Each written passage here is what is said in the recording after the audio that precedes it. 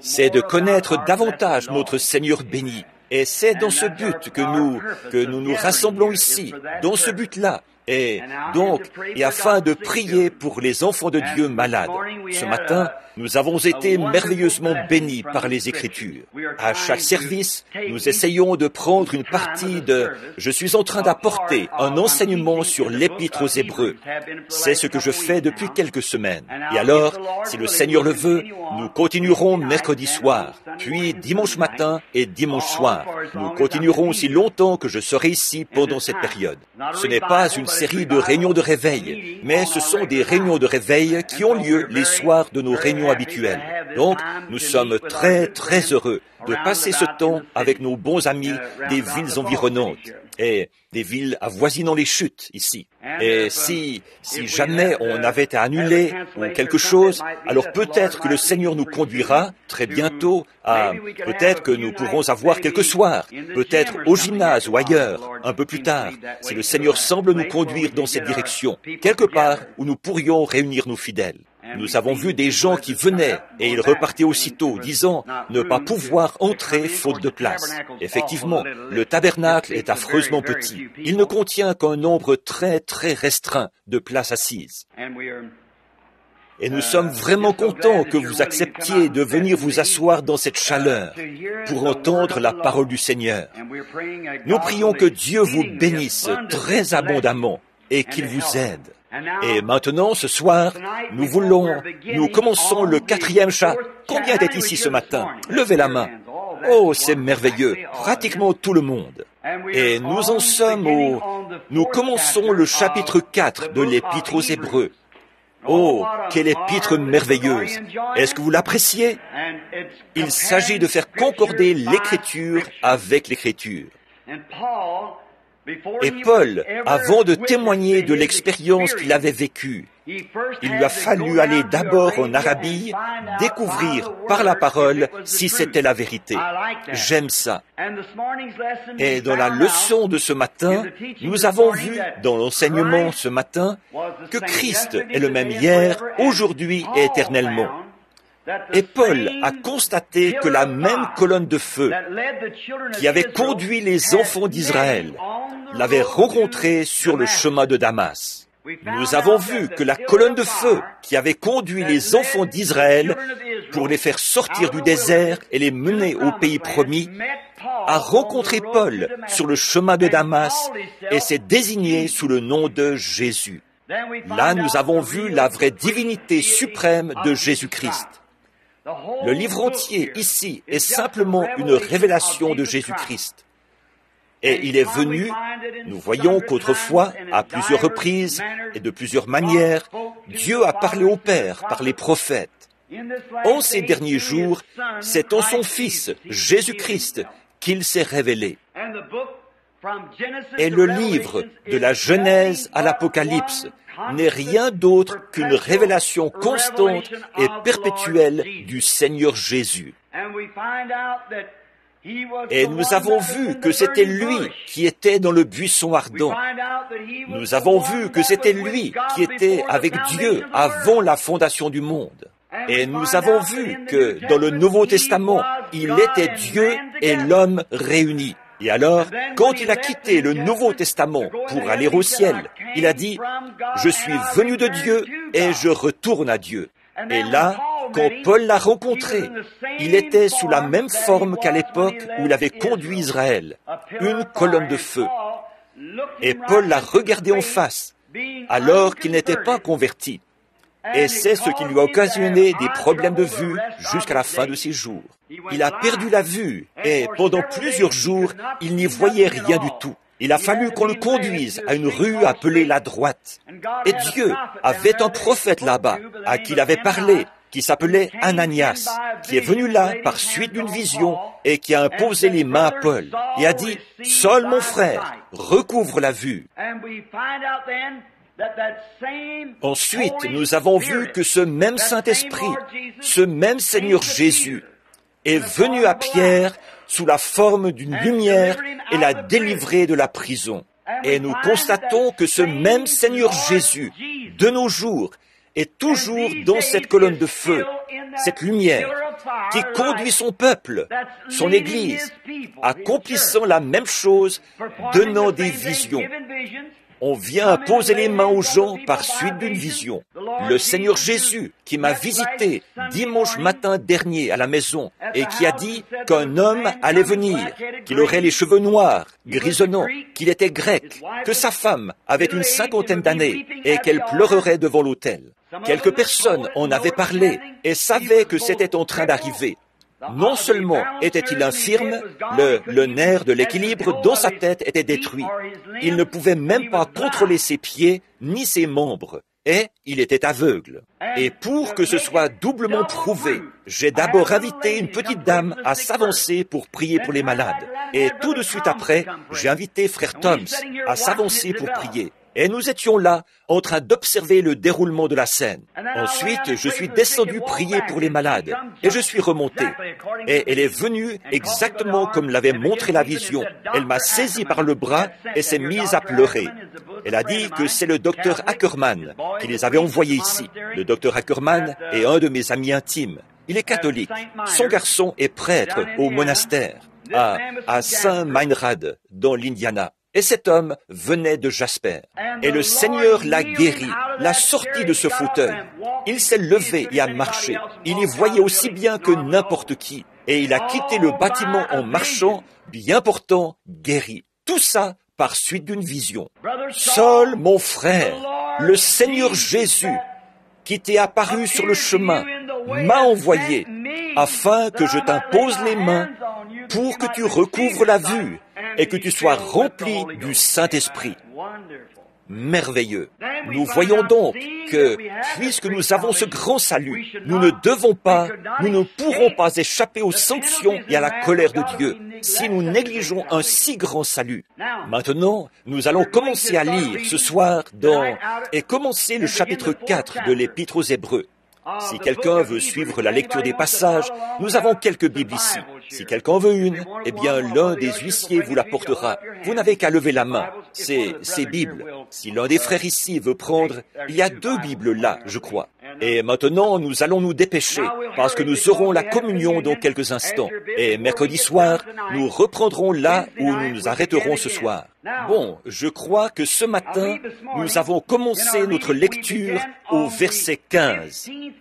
Peut-être que quelqu'un n'était pas au courant que je mettais des lunettes pour lire. Je vieillis. Je peux toujours lire, mais je ne déchiffre pas rapidement. Surtout quand c'est écrit petit, là, que les caractères sont petits. Je suis allé me faire examiner les yeux pour voir si je perdais vraiment la vue. Mes yeux étaient 10 sur 10. Il a dit, « Mais vous avez plus de 40 ans, jeune homme. » Il m'a fait lire quelque chose. Il a dit, « Commencez à lire ça. » Je l'ai lu, et plus j'étais prêt, plus j'étais lent. Arrivé à peu près à cette distance-ci, je me suis arrêté. Alors, il a réglé ça pour que ce soit 10 sur 10. Je pouvais lire partout. Mais il a dit, ce qui se passe, c'est qu'à partir de 40 ans, le globe oculaire s'aplatit. Bon, je peux plisser les yeux et lire de très près à cette distance-là. Mais pour ça, il faut plisser les yeux. Donc, voilà, il m'a fait une paire de lunettes. Je peux voir n'importe où quand c'est tout près de moi. Par contre, quand c'est loin de moi, je n'y vois plus rien avec ces trucs-là.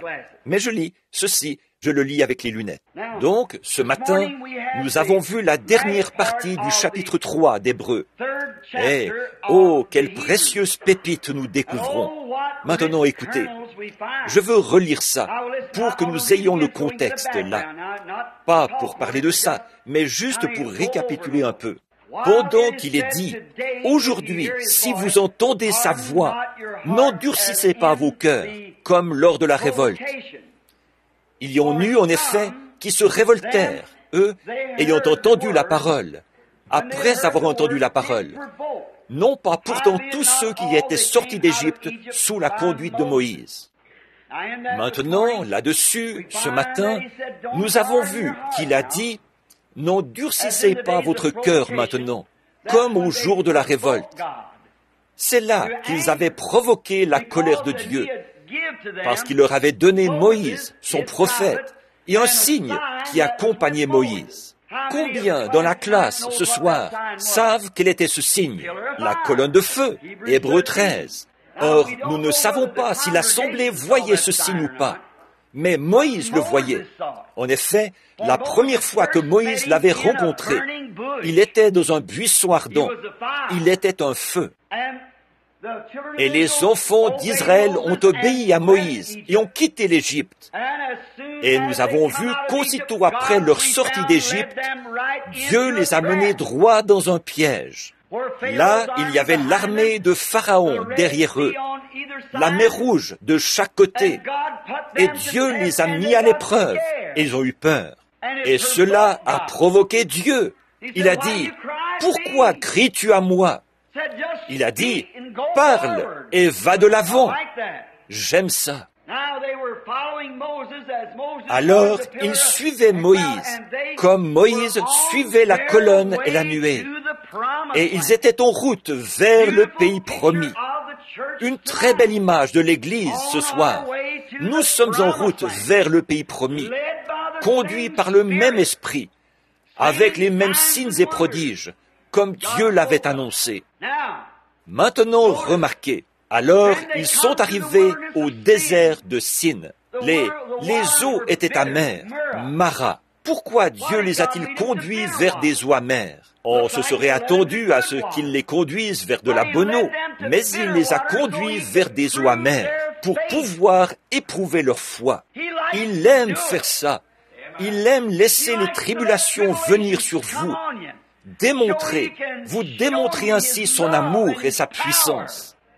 Comment donc les gens aujourd'hui qui ne croient pas que Dieu opère des miracles, quand les tribulations surviennent, ils abandonnent et s'en vont, quoi? Mais nous croyons que Dieu opère des miracles. Il ne peut pas, Dieu doit, écoutez ceci, si Dieu n'agit pas de la même façon quand les mêmes circonstances se répètent, alors Dieu est coupable de partialité envers son peuple. La souveraineté de Dieu exige de lui qu'il agisse à chaque occasion comme il l'a fait la première fois. Sinon, il s'est trompé quand il a agi la première fois.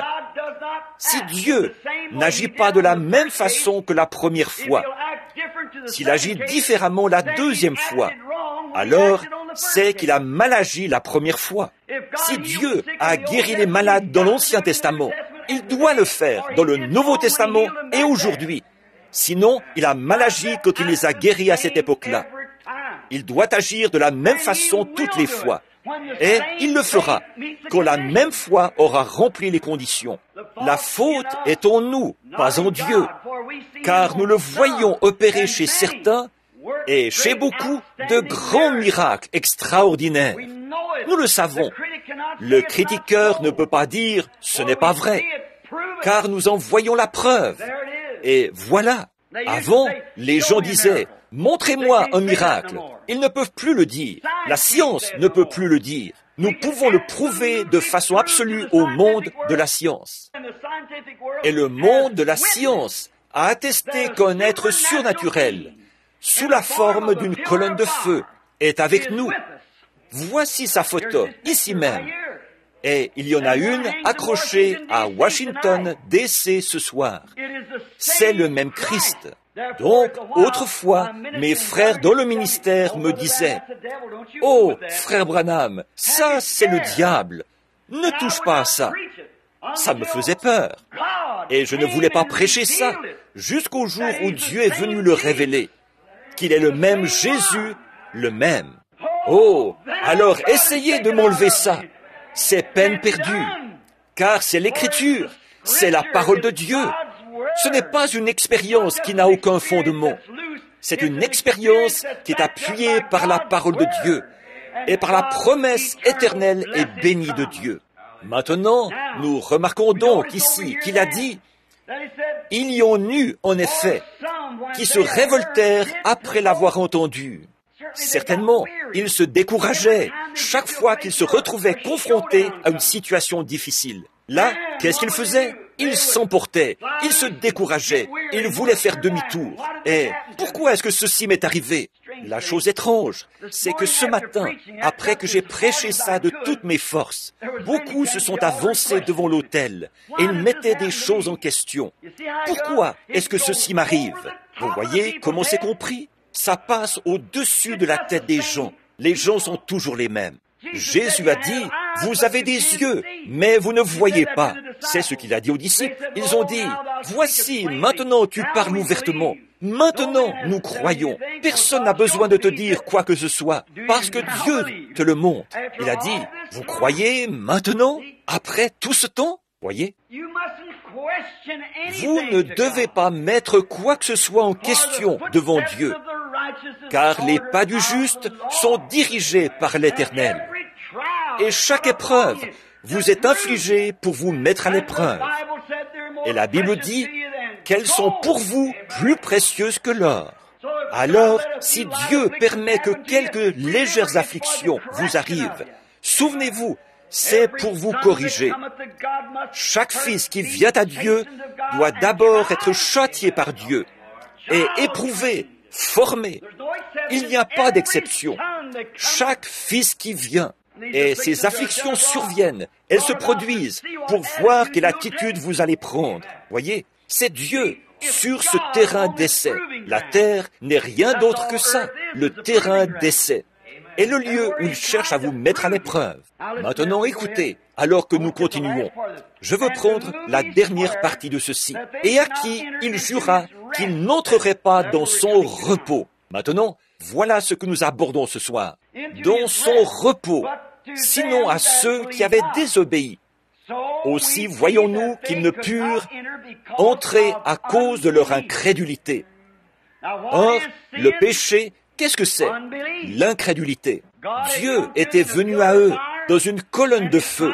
Il avait envoyé son prophète et l'avait oint, lui avait donné des signes à accomplir devant les gens. Ensuite, la colonne de feu, par le prophète, les a fait sortir.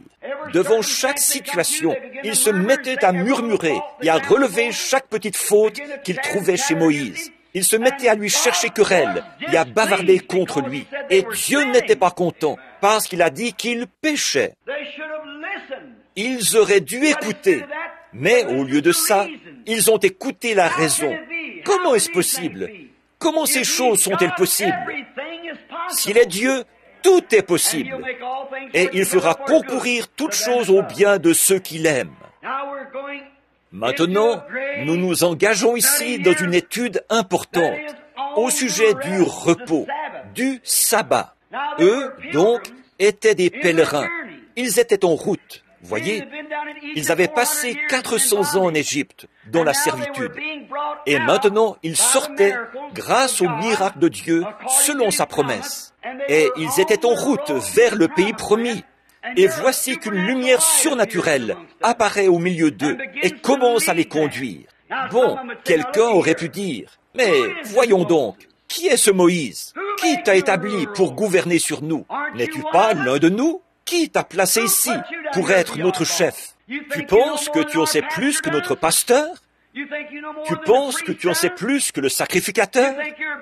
Tu penses que tu es plus intelligent que nos hommes religieux actuels? Cela n'avait rien à voir. C'était Dieu, dans la colonne de feu, qui confirmait qu'il était présent dans ce déplacement. Qui était intelligent et qui n'était pas intelligent, ça n'y changeait rien. Ce qu'il fallait, c'était suivre ce que Dieu avait placé devant eux. Voyons, Moïse, sur le plan physique, il a fait une bêtise quand il a essayé de délivrer les enfants par la parole de Dieu, en emmenant un groupe de gens dans le désert, alors qu'il avait, voyons, il était héritier de tout ce qui leur appartenait. Il avait le dessus sur toutes les armées du monde entier. Et voilà, il était un grand général militaire. La prochaine étape, il allait devenir roi, pharaon d'Égypte. Eh bien, il n'aurait qu'à monter sur le trône et dire « Très bien, les enfants, retournez chez vous ». Avec ça, c'était réglé. Il était pharaon. Mais Moïse, oh, nous y voilà. Moïse, par la foi, voyait la promesse de Dieu. L'ange du Seigneur est venu à lui. Et, après avoir été 5 minutes dans la présence de cet ange, il en savait plus sur Dieu qu'il n'en avait appris en 40 ans avec les enseignants de l'Égypte. Il savait qu'il existait. Il a vu le surnaturel se produire. Il a dit, « Je serai avec toi, Moïse. Je marcherai devant toi. » Et les gens ont compris. Et il lui a donné des signes à accomplir. Maintenant, ils étaient en route vers le pays du repos. Dieu avait prévu pour eux un repos, un lieu où ils n'auraient pas de chef de corvée au-dessus d'eux pour les pousser, pour les contraindre à faire des choses. Quelle belle image c'est, aujourd'hui, quand nous regardons l'Église, que nous voyons l'Église dans l'état où elle est. Chaque homme qui est né de l'Esprit de Dieu a le monde en horreur. Et si vous aimez le monde ou les choses du monde, l'amour de Dieu n'est même pas en vous. C'est ce que la Bible dit. Et le vrai pèlerin qui est en route, il déteste réellement les choses du monde. Il déteste voir les hommes boire. Il déteste voir les hommes fumer. Il déteste voir les femmes dans la rue, vêtues de ces petits vêtements indécents. Il déteste voir des parties de loto et de cartes. Hier, pendant que frère Tony ou frère Wood et moi passions dans la rue avec quelques hommes, il y avait une petite dame là-bas, à Louisville, qui descendait la rue, une mignonne petite femme, qui portait des vêtements horribles. Ça remontait un petit peu au-dessus de la hanche. Il y avait un petit ruban attaché sur ses hanches, de chaque côté, et un tout petit morceau de tissu arrondi sur le devant, attaché derrière avec une ficelle. Elle marchait dans la rue. C'était horrible. Et tous les hommes dans la rue la regardaient. J'ai dit, elle ne se rend pas compte qu'elle est coupable devant Dieu d'avoir commis un adultère avec tous les hommes qui l'ont regardée de cette manière-là. Et au jour du jugement, elle devra répondre d'avoir commis un adultère avec ces hommes.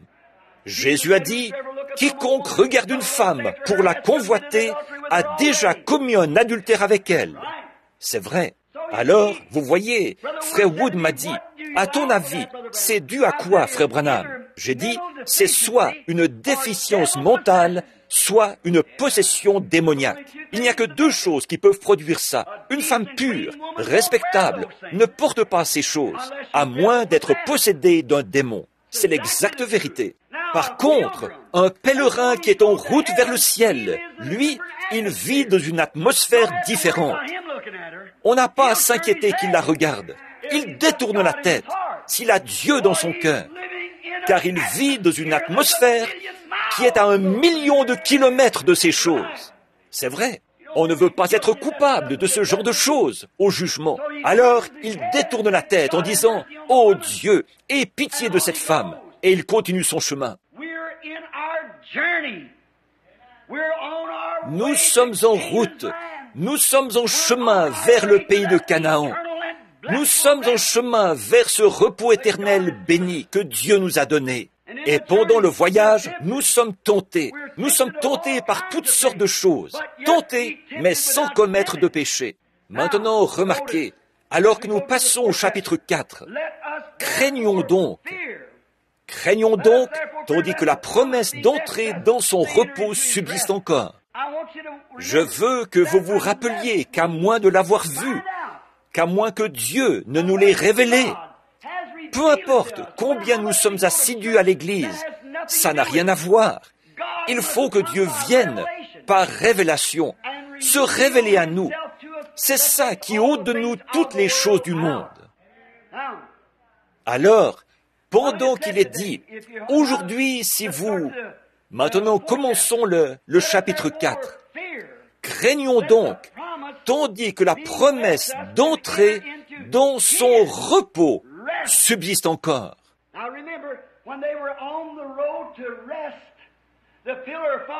Maintenant, souvenez-vous, quand ils étaient en route vers le repos, la colonne de feu les conduisait.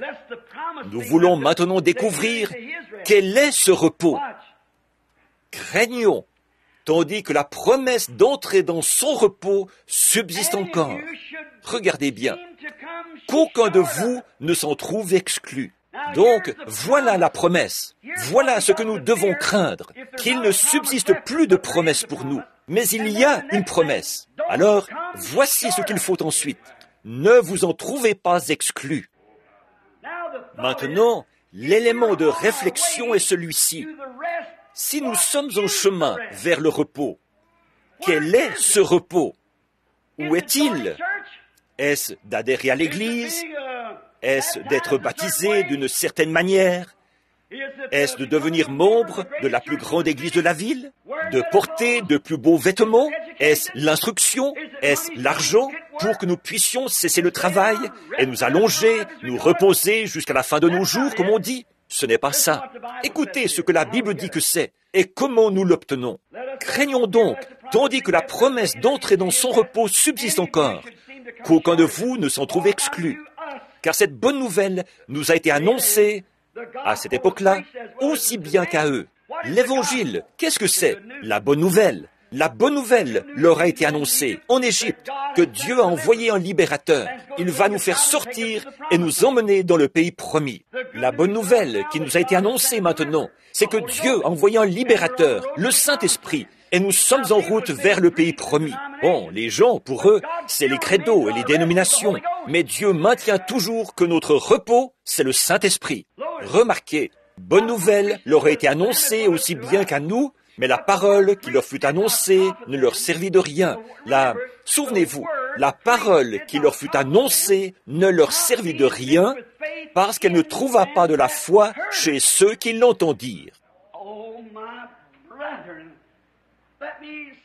Oh, mes frères, laissez-moi m'arrêter ici un instant. Peu importe combien la parole est prêchée, combien vous aimez la manière dont elle est prêchée, si vous n'êtes pas vous-même participant de cela, elle ne vous servira à rien du tout, parce qu'elle ne trouva pas de la foi auprès de ceux qui l'entendirent. Ils ont vu les miracles de Moïse, ils ont dit, c'est pas mal, et ils se sont approchés, ils l'ont vu accomplir des miracles, et ils ont vu la colonne de feu, peut-être, ou ils ont entendu les gens en parler. Oh, c'est bien, mais ce n'était pas mêlé avec de la foi chez ces personnes. En effet, dès qu'ils sont arrivés dans le désert, tous, ils ont commencé à murmurer. Et Dieu a dit que parce qu'ils doutaient, c'était un péché. Ne doutez de rien. Croyez. Ne doutez pas. Peu importe combien les circonstances sont difficiles, croyez-le. Alors, ils ont commencé à murmurer, et Dieu les a fait périr. Aussi, il a juré dans sa colère qu'ils n'entreraient jamais dans son repos. Et la Bible dit ici, je crois que c'est au chapitre 3, que leurs cadavres tombèrent dans le désert. Au chapitre 3 et au verset 17. Et contre qui il fut irrité pendant 40 ans, sinon contre ceux qui péchaient, et dont les cadavres tombèrent dans le désert. Et de tous ceux qui sont sortis d'Égypte, seulement 2 sont entrés dans le pays promis. Dans tout le monde antédiluvien, dans le passé, 8 âmes avaient été sauvées, sur des milliards. Étroite est la porte, resserrez le chemin, et il n'y en aura que peu qui les trouveront. Certains disent, mais alors, frère Branham, tous ces milliers dont la Bible dit qu'ils apparaîtront là-bas, rappelez-vous combien sont morts dans chaque génération, qui étaient chrétiens tout au long de leur âge. Ils ressusciteront tous. C'est ce qui forme le corps. Vous vous attendez à ce qu'il y en ait 100 milliards qui sortent de cette Amérique ou d'ailleurs, de ce monde d'aujourd'hui. Il se pourrait qu'ils n'en sortent pas 50. Mais la glorieuse Église rachetée repose dans la poussière. Elle attend. Ce sont les joyaux de Dieu qui reposent dans la poussière. Mais leurs âmes sont sous l'autel de Dieu. Ils ne sont pas dans l'état qu'il faut. Ils sont dans un corps, certes, mais c'est une théophanie.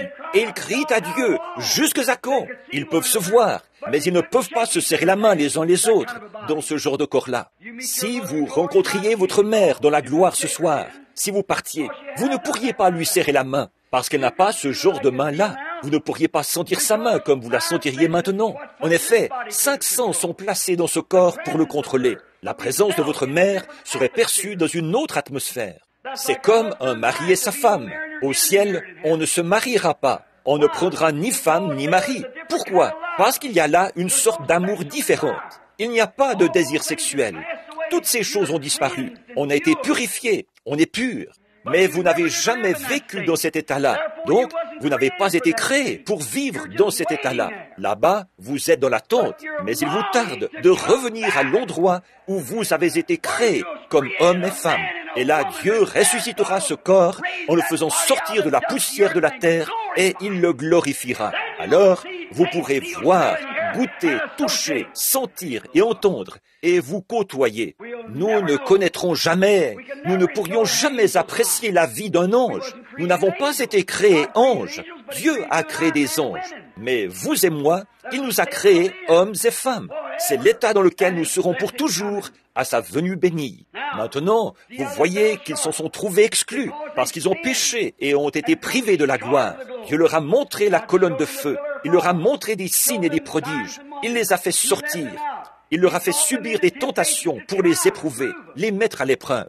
Or, n'est-ce pas que vous avez eu beaucoup de tentations? Ne vous plaignez pas de ça. Réjouissez-vous. Dieu est avec vous. Il cherche à éprouver votre foi. Regardez Job dans l'Ancien Testament. Quand il a dit « As-tu remarqué mon serviteur Job, un homme juste, un homme parfait? Il n'y a personne comme lui sur la terre. » Oh, il a dit « Bien sûr, tu l'as protégé. Il n'a pas de problème, il n'a pas de soucis. Il n'a pas de difficultés financières, tout va bien. Il n'a pas de maladie, pas de douleur. Livre-le-moi. Je l'amènerai à te maudire en face. » Il a dit, « Je te le livre, seulement ne lui ôte pas la vie. » Oh, il a tout fait sauf lui ôter la vie, mais il n'a pas pu ébranler Job. Job savait qu'il n'avait pas bougé d'un iota par rapport à la parole. C'est vrai, tous les démons de l'enfer n'ont pas pu l'ébranler, car ils savaient qu'il avait offert ce sacrifice. Il était juste. Ils l'ont accusé. Ils ont dit, « Tu as péché, Job, et Dieu te punit. » Il savait que Dieu qu'il n'avait pas péché devant Dieu. Il savait qu'il était juste, pas parce qu'il était un homme bon, mais parce qu'il acceptait l'holocauste offert à sa place. Et ce soir, nous savons que sa vie a vraiment démontré qu'il était juste. Et quand vous ne cherchez pas à entrer dans la gloire en vertu du fait que vous essayez d'aider votre prochain, ce qui est bien, ni en vertu du fait que vous avez adhéré à l'Église, ce qui est bien, mais vous rentrez dans la gloire en vertu du fait que vous acceptez la justice de Jésus-Christ. Ce n'est rien que vous ayez fait vous-même. Maintenant, continuons notre lecture, car cette bonne nouvelle nous a été annoncée. Verset 2, « Aussi bien qu'à eux.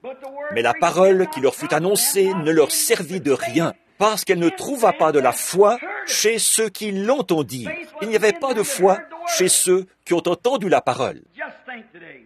Imaginez un peu, aujourd'hui, dans l'humble petit ministère que le Seigneur m'a donné, il devrait y avoir 40 millions d'Américains sauvés ce soir. Vous savez ce qu'ils disent? Voyons, c'est de la télépathie mentale. Il lit dans la pensée des gens. Rien de vrai là-dedans. Voyons, il ne fait pas partie de notre Église. Voyez, ce n'est pas... Peu importe à quel point on ramène ça à la parole, et on démontre que c'est la parole de Dieu, que c'est la promesse de Dieu, à quel point la science démontre que c'est vrai. Ils ne peuvent quand même pas croire. La Bible dit qu'ils ne le peuvent pas. Vous dites, alors, ça sert à quoi de le prêcher? Dieu doit avoir un témoin pour les condamner en ce jour-là. La parole a été prêchée et démontrée parmi eux. Et, dans leur ignorance, ils s'en sont détournés quand même. Il ne reste plus rien d'autre que le jugement. Dieu ne pourrait pas juger une nation avec justice sans qu'elle ait d'abord bénéficié de la miséricorde avant de recevoir le jugement. Il est Dieu. Il ne pourrait pas faire ça. Maintenant, que disons-nous? Pour nous qui avons cru, aussi nous sommes entrés dans le repos. Selon qu'il dit, « Je jurai dans ma colère, ils n'entreront pas dans mon repos. » Il dit cela, quoique ses œuvres eussent été achevées depuis la création du monde. Car il a parlé quelque part ainsi du 7e jour. Maintenant, je ne veux pas blesser les gens en m'opposant à leur religion. Ce n'est pas mon but. Quand je suis sur le champ de mission, je prêche seulement les grandes doctrines évangéliques fondamentales habituelles. Mais dans le tabernacle, ici, parmi mes enfants, j'estime que j'ai le droit de prêcher ce que je pense être la doctrine et la vérité. Voyez, je pense que c'est bien. Maintenant, j'ai des milliers de bons amis qui prônent l'observance du sabbat, des gens qui sont adventistes du 7e jour. Certains de mes amis les plus chers, certains d'entre eux sont adventistes du 7e jour.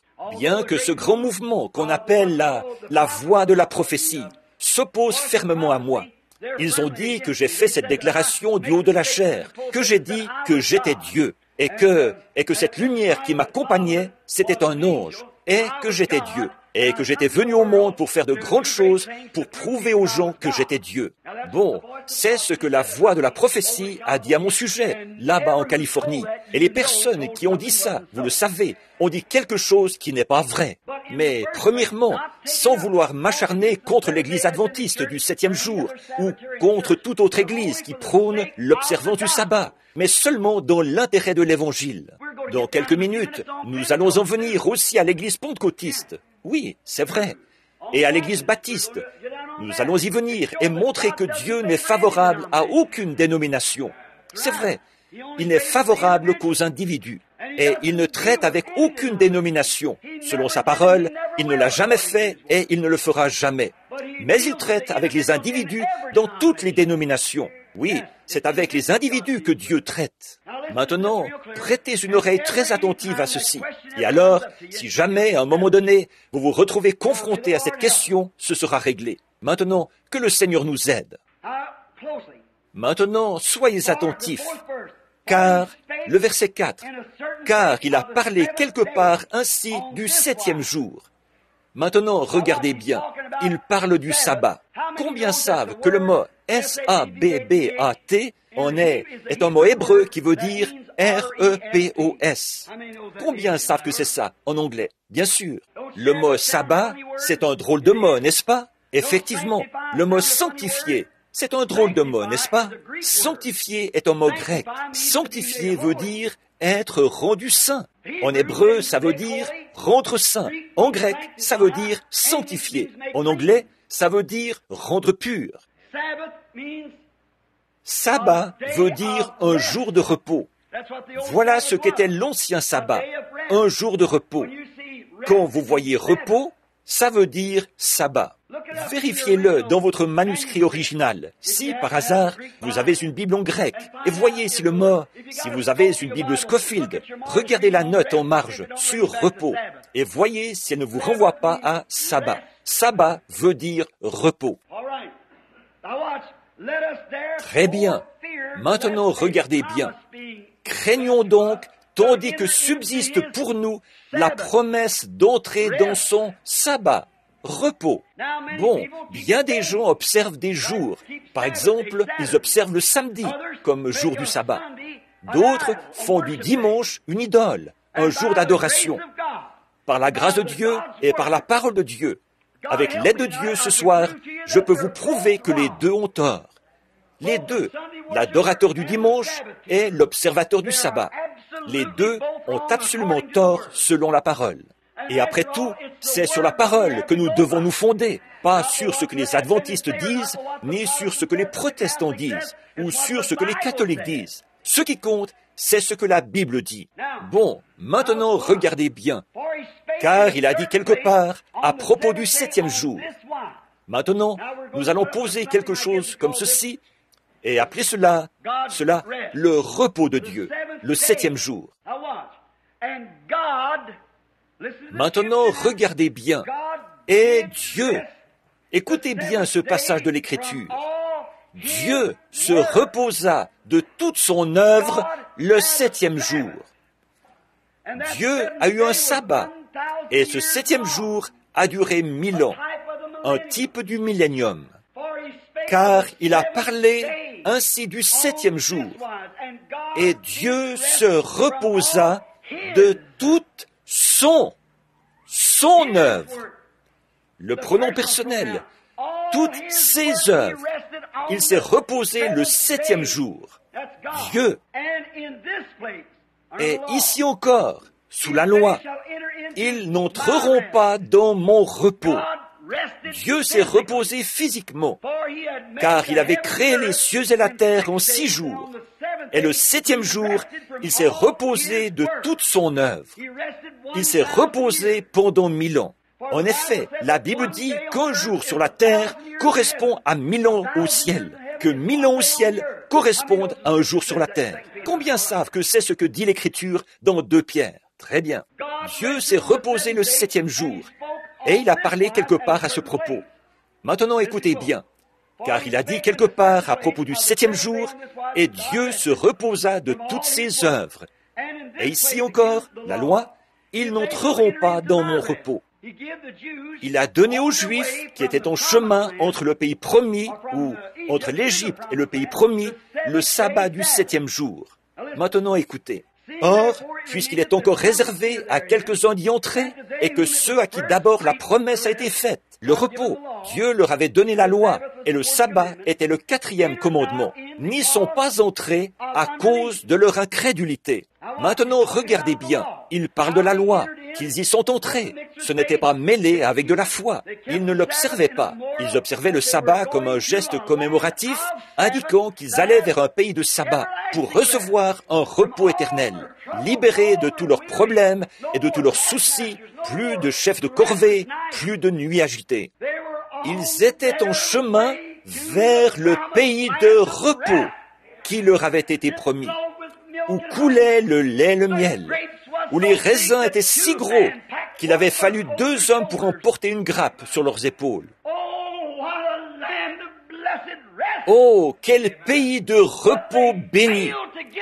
Mais à cause de leur incrédulité, ils n'ont pas reçu cela quand ils sont arrivés là-bas. Ils ont été détournés, alors qu'il n'y avait qu'une distance de 65 kilomètres entre l'endroit d'où ils étaient partis en Égypte et le pays promis.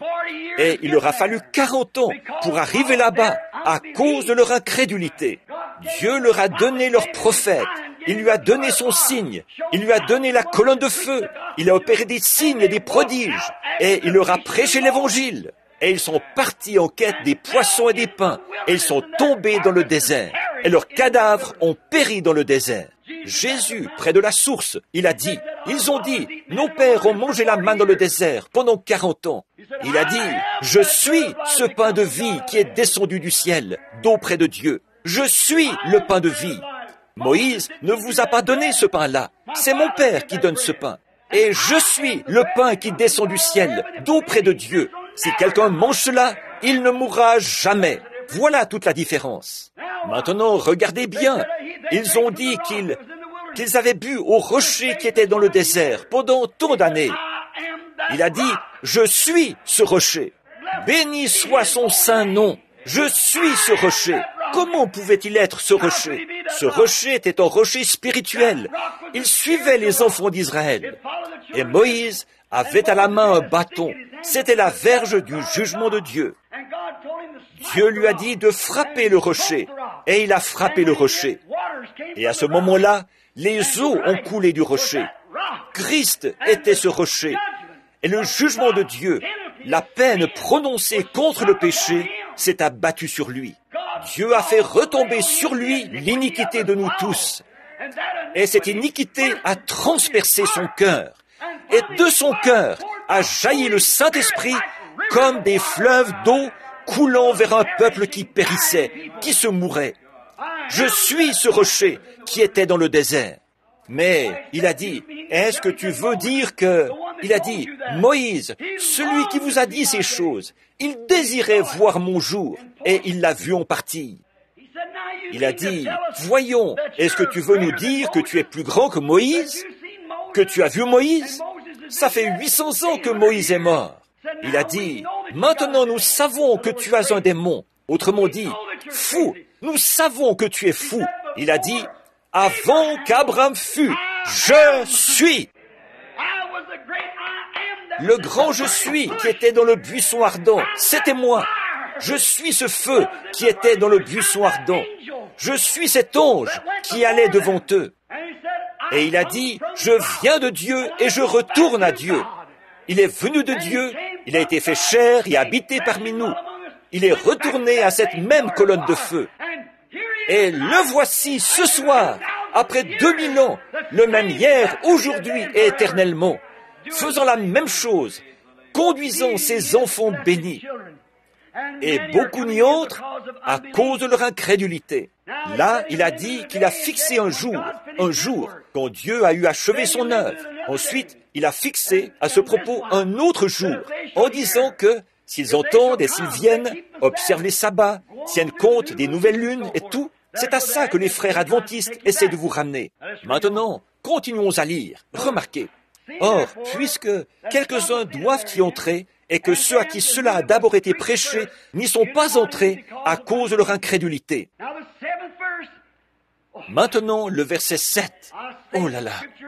Je dis que l'Écriture est mathématiquement inspirée. Je dis que l'Écriture est en tout point inspirée. Les mathématiques de la Bible sont parfaites.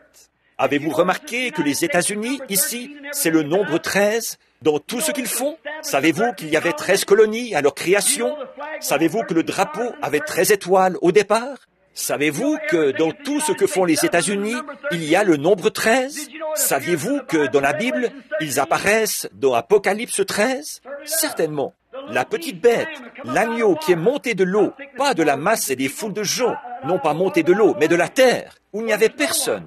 Il avait 2 petites cornes, le pouvoir civil et le pouvoir ecclésiastique. Et c'était un agneau, la liberté de religion. Et un peu plus tard, ils se sont unis. Et il a parlé comme le dragon. Et il a exercé tout le pouvoir que Rome avait eu avant lui. Notre nation va bientôt connaître ça. Prenez-en bonne note. Regardez bien la confédération des églises et les catholiques s'unir ensemble et regardez ce qui va se produire. Les gens qui suivent la colonne de feu vont traverser une période très difficile. Mais à ce moment-là, ils seront prêts à être enlevés. C'est vrai, fin prêt à partir. Car l'agneau les a vaincus, dit la Bible, et ceux qui le suivaient aussi, parce qu'ils étaient appelés les choisis et les fidèles, les élus de Dieu. J'évite de m'engager maintenant dans cette prophétie pour que nous puissions poursuivre avec ceci. Écoutez bien, au chapitre 7, au chapitre 4, le verset 7. 7 est le nombre de l'achèvement. 3 est le nombre de la vie. 7 est le nombre de l'achèvement. Et c'est ici qu'est présenté le sabbat dans son achèvement. Et de nouveau, souvenez-vous, il avait parlé à ce propos de Dieu. Ensuite, il a parlé à ce propos de la loi. Et de nouveau, il a fixé un jour, le 3e jour, la 3e fois. Dieu a fixé de nouveau un jour, aujourd'hui, en disant dans David, si longtemps après, aujourd'hui, si longtemps après, comme il est dit plus haut, aujourd'hui, si vous entendez sa voix, n'endurcissez pas votre cœur. Regardez bien, si Josué leur eût donné le repos, un sabbat, il ne parlerait pas après cela d'un autre jour. Avec Jésus-Christ vient un changement de dispensation. On passe de la loi à la grâce, des œuvres à la grâce, de quelque chose que vous faites à quelque chose que Dieu a fait. Vous vous fondez sur vos propres mérites ou vous vous fondez sur ses mérites à lui. Il y a eu un changement. Quand Moïse est sorti du désert avec la loi, il a dit « Tu ne commettras point d'adultère, tu ne déroberas point, tu ne tueras point, sanctifie le jour du sabbat. » Quand Jésus est sorti du désert, quand Moïse est venu, le diable l'a tenté. Dès que le diable l'a tenté, il a cédé. Moïse avait un point faible. Combien savent ce que c'était? Un tempérament colérique. Et dès qu'il les a vus adorer le veau d'or, il a jeté les commandements par terre et les a brisés, ce qui montrait que ce sacerdoce allait être brisé. Et Dieu les lui a redonnés. Mais quand Jésus est sorti du désert, après un jeûne de 40 jours, il avait faim. C'était son seul point faible. Et le diable est venu à lui et a dit, « Si tu es le Fils de Dieu, change ces pierres en pain. Fais ici un miracle. Fais-moi voir ça, et je croirai en toi. » Jésus a dit, « Il est écrit, l'homme ne vivra pas de pain seulement, mais de toute parole qui sort de la bouche de Dieu. » Il a reconnu que cette fois, ce n'était pas Moïse qu'il avait rencontré, car lui s'est reporté à la parole. L'ayant transporté au sommet du temple, il a dit, « Si tu es le Fils de Dieu, jette-toi en bas. » Et il a enrobé, pas cité, mais enrobé l'Écriture. Il a dit, « Il est écrit, il donnera des ordres aux anges à ton sujet, de peur que ton pied ne heurte contre une pierre. Il te portera. » Jésus s'est tout de suite reporté à la parole et il l'a réprimandé. L'ayant transporté sur une montagne, il lui a montré les États-Unis, l'Allemagne, la Suisse et toutes les nations du monde, toutes celles qui allaient exister un jour. Il a dit, « Elles m'appartiennent toutes, j'en fais ce que je veux. » Ce n'est pas étonnant que nous ayons des guerres et des problèmes. Il a dit, j'en fais. Ce n'est pas étonnant que les femmes s'habillent et que la loi les laisse faire. Toutes sont gouvernées par le diable. C'est ce que la Bible dit. Satan a dit, elles m'appartiennent. J'en fais ce que je veux. Il a dit, si tu m'adores, je ferai de toi un roi comme moi. Jésus a dit, il est écrit, tu adoreras le Seigneur ton Dieu et tu le serviras lui seul. Arrière de moi, Satan. Pourquoi? Jésus savait qu'il hériterait d'elle dans le glorieux millénium, quand son royaume viendrait. Que ta volonté soit faite sur la terre comme au ciel. On ne portera plus de shorts, on ne boira plus, plus de convoitise, plus d'adultère, plus de mort, plus de chagrin. Il hérite de toutes les nations. Elles sont à lui, c'est vrai, elles sont à lui, et il en héritera. Mais Satan les a pendant un espace de temps, c'est-à-dire aujourd'hui, le temps où nous vivons. Mais il a fixé un jour en disant, aujourd'hui, si longtemps après, il a dit, n'endurcissez pas votre cœur, car si Josué leur avait donné le repos, il ne parlerait pas après cela d'un autre jour. Mon frère adventiste, regardez cela. C'est Paul ici qui dit, et Paul a dit dans Galates 1.8, si vous notez les passages de l'Écriture, Galates 1.8, quand un ange du ciel viendrait vous annoncer un autre évangile que celui que j'ai prêché, qu'il soit anathème. Paul a dit, si Jésus leur avait donné un jour de repos, regardez, quand il est descendu de la montagne, là il est redescendu. Il avait vaincu le diable, il était loin, prêt pour son ministère. Il a dit, vous les avez entendus dire, les anciens, tu ne tueras point. Mais moi je vous dis que quiconque se met en colère contre son frère, sans raison, a déjà tué. Vous les avez entendus dire, les anciens, aujourd'hui ce sont les observateurs du sabbat. Vous les avez entendus dire, les anciens, autrefois, ceux qui étaient sous la loi, tu ne commettras point d'adultère. Il fallait commettre l'acte pour être coupable. Mais moi, je vous dis que quiconque regarde une femme pour la convoiter a déjà commis un adultère avec elle dans son cœur. C'était différent. Il a laissé complètement de côté ce 4e commandement. Mais leur a-t-il donné le repos? Voyons ce qu'il a dit. David a dit que si longtemps après, un repos parfait viendrait. Dieu s'est reposé de ses œuvres le 7e jour. Dieu a béni le jour du sabbat et, à ce propos, l'a donné aux Juifs dans le désert. Ils n'y sont entrés à cause de leur incrédulité, parce que la parole n'était pas mêlée avec de la foi. Et de nouveau, il a fixé un jour en disant dans David, si longtemps après, des centaines d'années après la mort de David, le fils de David allait paraître en la personne de Jésus. Et s'ils entendent ma voix, n'endurcissez pas votre cœur. Dieu va parler au cœur. Maintenant, regardez bien. Maintenant, le verset 9, pour vous qui lisez. Si Jésus leur avait donné le repos, au verset 8, il n'aurait parlé d'un autre jour. S'il fallait qu'il y ait un sabbat, s'il fallait qu'on observe le dimanche, alors il en aurait parlé. S'il avait dit, maintenant il n'y a plus de sabbat, plus besoin d'observer le 7e jour.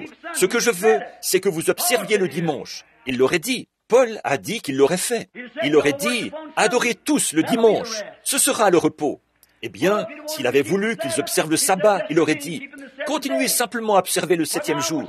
Mais maintenant, je veux que vous observiez le dimanche, le 8e jour. Non, il n'a jamais dit ça. Il a dit, si Jésus leur avait donné un jour, n'en aurait-il pas parlé?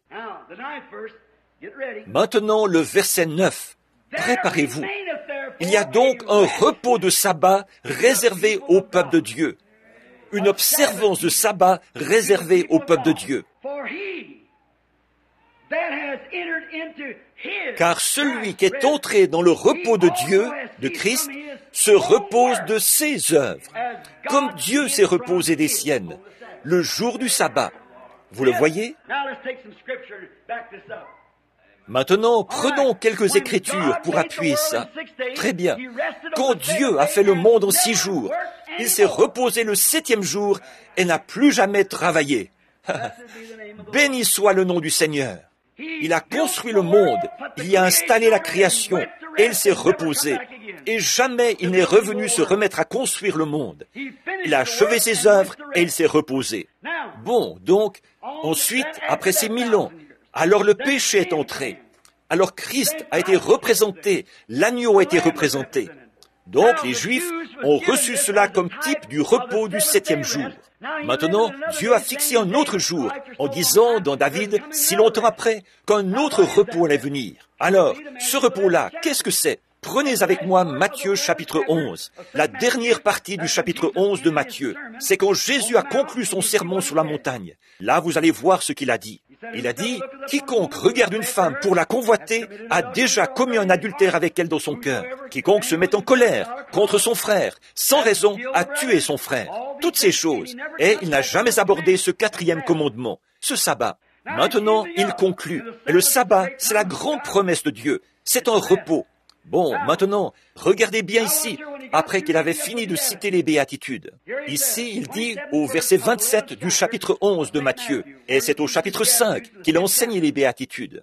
Toutes choses ont été livrées entre mes mains, m'ont été données par mon Père, et personne ne connaît le Fils si ce n'est le Père. Voyez, on ne peut pas connaître l'un sans connaître l'autre, puisqu'il était le Père manifesté en chair.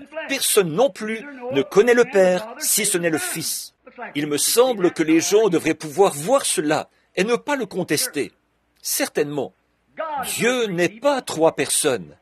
S'il est trois dieux, alors nous sommes des païens. Lequel est Dieu? Ils sont tous les trois un seul Dieu. Ce sont trois fonctions du même Dieu. Il était le Père, sous la forme du Saint-Esprit, dans cette colonne de feu dans le désert. Il était le Fils, quand il a exercé la fonction de la filiation. Encore un peu de temps et le monde ne me verra plus. Je m'en irai. Je reviendrai et je serai avec vous, même en vous, jusqu'à la fin du monde. Vous voyez, il est la paternité, la filiation et aussi le Saint-Esprit. Tout ça, c'est exactement le même Dieu qui exerce trois fonctions différentes. La paternité, la filiation, le Saint-Esprit. Jamais, 1 Jean 5, 7 dit, il y en a trois qui rendent témoignage dans le ciel, le Père, le Fils, le Saint-Esprit. Ces trois-là sont un. Thomas lui a dit, Seigneur, montre-nous le Père. Cela le satisferait. Il a dit, il y a si longtemps que je suis avec vous, et tu ne m'as pas connu. Il a dit, quand tu me vois, tu as vu le Père. Pourquoi dis-tu, montre-nous le Père? Maintenant, les unitaires ont pris ça, le groupe des unitaires, et ils essayent de faire du Père, du Fils et du Saint-Esprit une seule fonction et un seul endroit, une seule chose, comme votre doigt. C'est faux. Dieu n'aurait pas pu, Jésus n'aurait pas pu être son propre Père.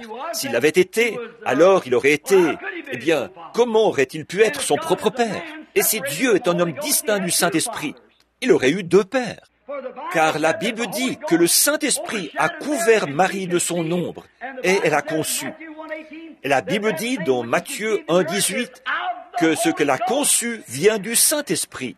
Alors, lequel est son Père?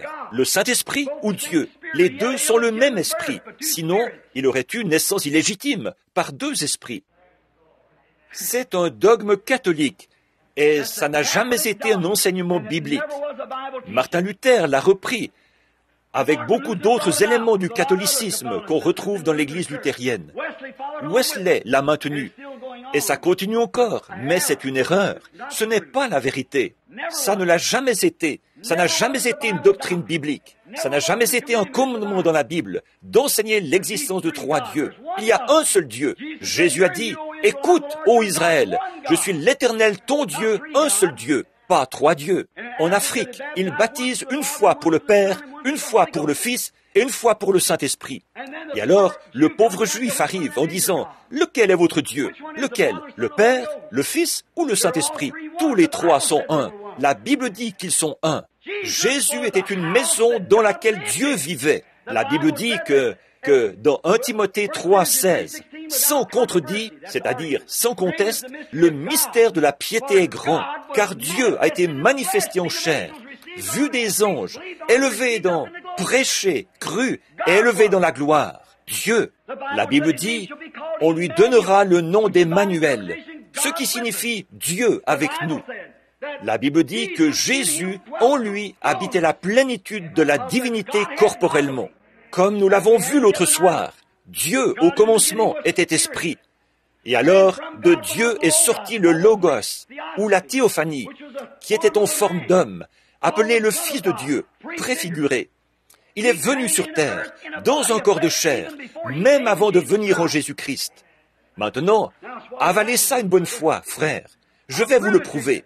Quand Moïse l'a vu, Il a dit, « Fais-moi voir ta forme, Seigneur. » Et Dieu l'a caché dans le rocher. Et quand il est passé, il a dit, « C'était le dos d'un homme. » C'était cette théophanie. Exactement. Ensuite, il fallait que cette théophanie soit faite chair. Pas une autre personne, mais il fallait que la même personne se fasse chair pour retirer l'aiguillon de la mort. C'est comme l'abeille. Quand elle pique, l'aiguillon reste là. Et elle n'avait jamais laissé Elle pouvait enfoncer son aiguillon dans la chair humaine, parce que c'est une chair de péché. Mais frère, quand elle a piqué la chair d'Emmanuel, elle a perdu son aiguillon. Oui, monsieur, elle peut bourdonner, mais elle n'a plus d'aiguillon. Ce n'est pas étonnant que Paul, quand on allait lui couper la tête, ait dit, « Ô mort, où est ton aiguillon? Tu peux bourdonner et vrombir tant que tu veux. Tombe, où est ta victoire? Mais grâce soit rendue à Dieu, qui nous donne la victoire par Jésus-Christ. » Voilà, c'est ça. Il fallait que ce soit Dieu lui-même qui le fasse. Il est venu et a été manifesté en chair. Il est ensuite redevenu esprit. Vous dites, « Frère Branham, vous ne nous avez pas encore dit à quel moment Dieu a été fait chair avant qu'il vienne en Christ. » Un jour, lorsque Abraham était assis sous sa tente, 2 anges et Dieu, en chair humaine, sont venus à lui. Il y avait de la poussière sur leurs vêtements. Ils étaient fatigués et ils se sont assis. Abraham est allé enlever à une vache son veau et il l'a tué. Et il a préparé des côtelettes d'agneau. Il est allé a demander à Sarah de prendre de la farine de maïs, de la tamiser et de cuire quelques galettes de maïs. Et il a pris du beurre, un produit de la vache, et il a pris du bas beurre. Il a apporté tout ça là-bas, l'a posé là, et Dieu l'a mangé. Alléluia! C'est pour ça que ma foi regarde à toi, toi, agneau du calvaire. Pensez-vous que c'est quelque chose de difficile, ça, pour Dieu? Dieu qui a créé toute la potasse et tout le calcium et tout ce qu'il y a dans le monde. Il est descendu rendre visite à Abraham. Il a dit, « Penses-tu que je vais te cacher cela, à toi qui es l'héritier du monde? » Amen. Je ne vais pas te cacher cela. Dieu a simplement pris, nous sommes composés de 16 éléments. Il a simplement pris de la potasse, du calcium, du pétrole, de la lumière cosmique et, entre là-dedans, Gabriel. Encore, entre là-dedans, absinthe. Il est entré dedans. 2 anges venus du ciel. Dieu a tendu la main et on a pris une poignée. Il est entré dedans, lui-même. Il est arrivé là-bas et il avait faim. Béni! Qu'est-ce que vous dites de ça, vous, les frères adventistes, qui ne voulez pas manger de viande? On va y venir un peu plus tard. Le Dieu Tout-Puissant, Jéhovah, voyez si ce n'est pas là le même nom qui a été traduit, le même que lorsqu'il était au buisson ardent. Alléluia! Et quand il était sur terre, il a dit, « Avant qu'Abraham fût, je suis. » Celui-là même qui était au buisson ardent. C'est vrai, Elohim. Voyez si ce n'est pas le même. C'est lui qui était au buisson ardent. C'est lui qui était là, en présence d'Abraham, dans un corps de chair, qui a mangé le veau, bu le lait de la vache et mangé du beurre sur des galettes de maïs. Béni soit le saint nom de Dieu. Il était descendu là-bas et il a dit, « Je ne vais pas partir. » Il avait le dos tourné. Il a dit, « Abraham, je vais te visiter et tu auras cet enfant. Tu as maintenant 100 ans et Sarah 90. » Et Sarah, dans la tente, a fait, elle a ri. Il a dit, « Pourquoi Sarah a-t-elle ri ?» Derrière lui, séparé par la tente. Abraham a dit, « Sarah, est-ce que tu as ri ?» Non, pas du tout. Il a dit, « Si, tu as ri. »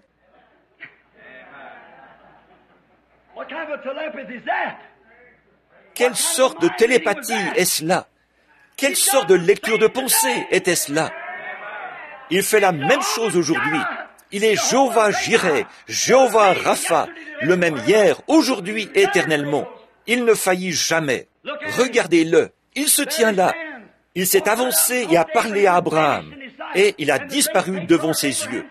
Et Abraham, le grand patriarche, a dit qu'il avait parlé face à face avec Dieu, Elohim, le même Dieu. Vous saisissez? Pas 3 personnes, mon frère.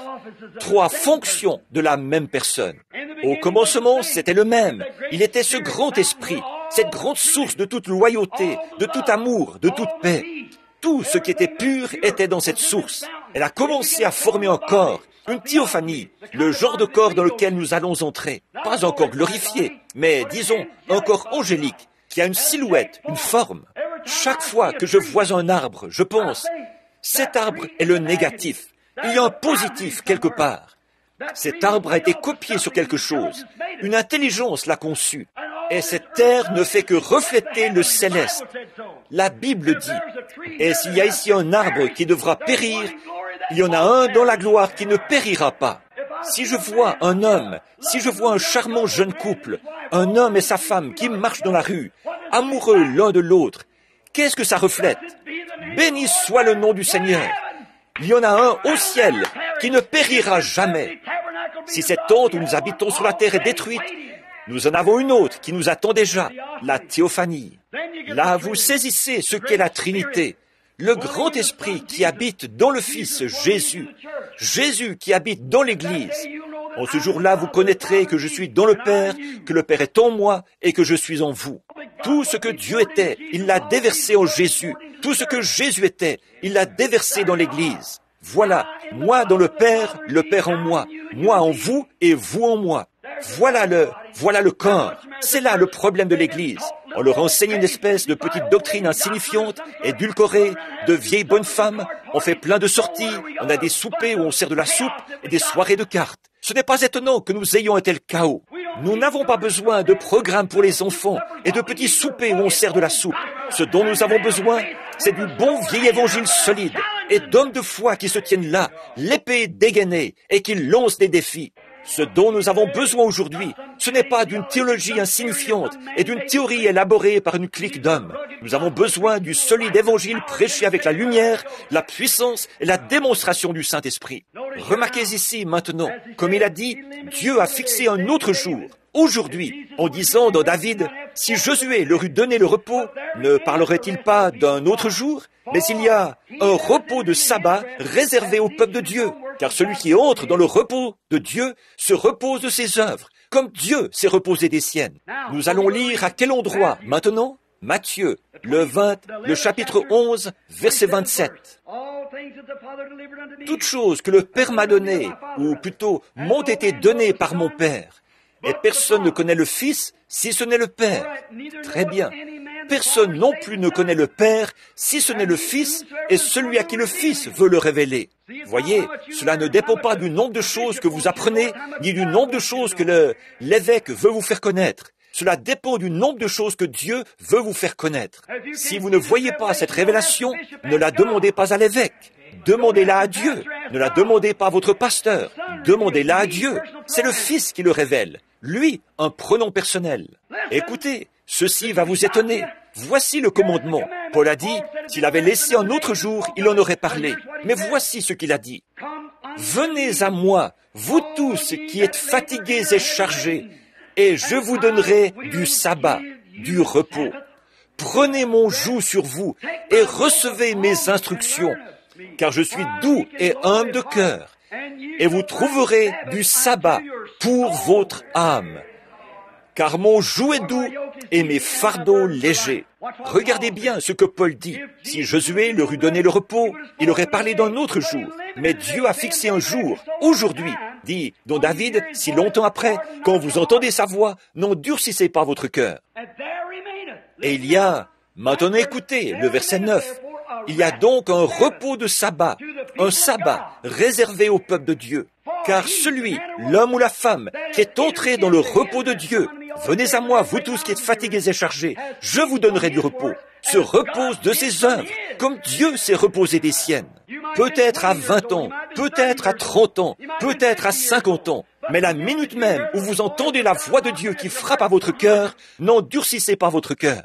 Alors entrez, celui qui écoute mes paroles, qui croit celui qui m'a envoyé, à la vie éternelle, perpétuelle, et ne viendra jamais en jugement, mais il est passé de la mort à la vie. Dites-moi, frère Branham, qu'est-ce qui se produit? Vous recevez le Saint-Esprit. Christ entre en vous, pas vrai?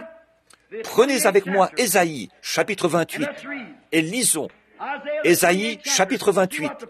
Voyons ce que le prophète a dit à ce sujet. Matthieu 28, à partir du verset 8. Voici la situation fâcheuse qui prévaut dans les derniers jours. Nous devons terminer dans un instant. Toutes les tables sont pleines de vomissements. Il n'y a plus de place nette. Laissez-moi m'arrêter un instant. Comme Ernie l'a dit l'autre soir, il parlait à quelqu'un, Ernie Fandler, ce frère ici qui vient de Suisse. Il a dit, je me suis arrêté et j'ai laissé ça pénétrer. Je veux que ceci pénètre. Il n'y a plus de place nette, car toutes les tables seront pleines de vomissements. Comme le chien va à ce qu'il a vomi et la truie à son bourbier. C'est ainsi que les gens font marche arrière. Qu'est-ce qui se passe avec vous, les méthodistes? Jadis, vous aviez la lumière. Qu'est-il arrivé? Dieu vous l'a retirée, il l'a donnée aux Nazaréens. Que vous est-il arrivé à vous, Nazaréens? Jadis, vous aviez la lumière. Dieu vous l'a retirée et l'a donnée aux pentecôtistes. C'est exact. Vous, Église de Dieu, et vous autres, gens de la sainteté, parce que vous avez rejeté la lumière, que vous avez formé une dénomination et avez dit, nous n'allons pas croire plus que ceci. Dieu est parti, il a poursuivi son chemin et vous a montré qu'il avait des gens disposés à le suivre. Que vous est-il arrivé à vous, pentecôtistes? Vous aviez la lumière, Dieu vous l'a enlevée.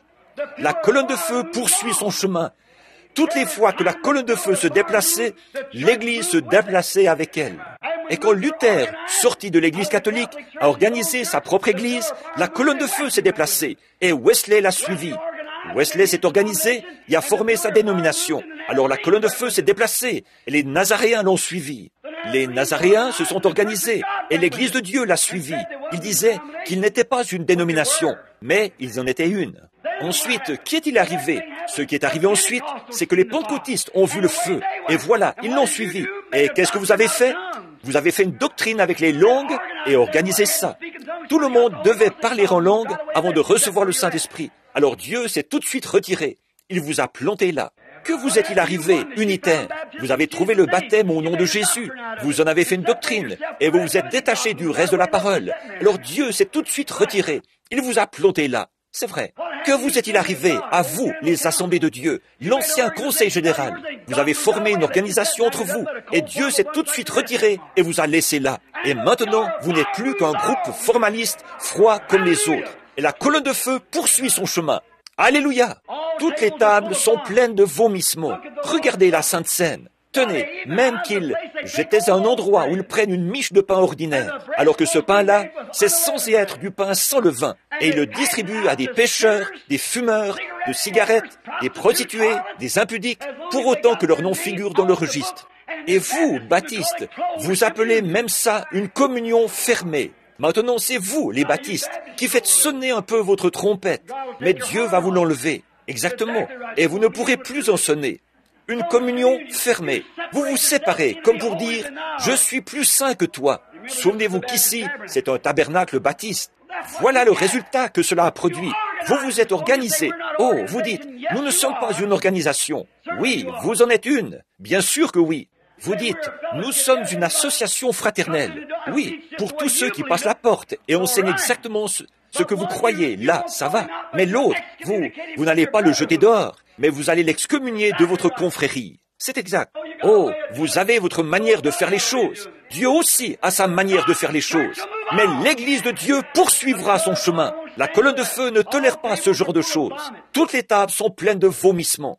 Maintenant, écoutez. Maintenant, ceci va vous étonner pendant un instant. Écoutez, je vais lire la parole. Ici, c'était qui? Le prophète Ésaïe. Toutes les tables sont pleines de vomissements. Alors, il n'y a plus rien de propre. Les chiens se dévorent entre eux. On vient à l'église. Les femmes se coupent les cheveux courts, portent des shorts. Elles vont dehors, voient des hommes qui passent dans la rue.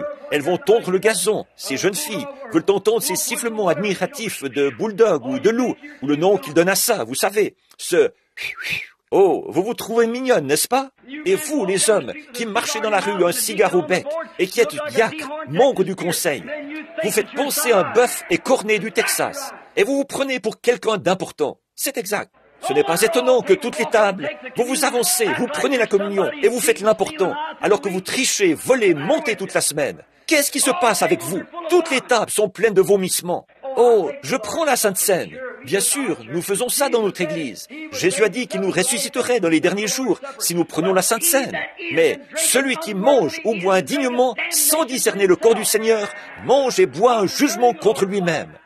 C'est pour cela qu'il y a parmi vous beaucoup de malades et d'infirmes, et qu'un grand nombre sont morts.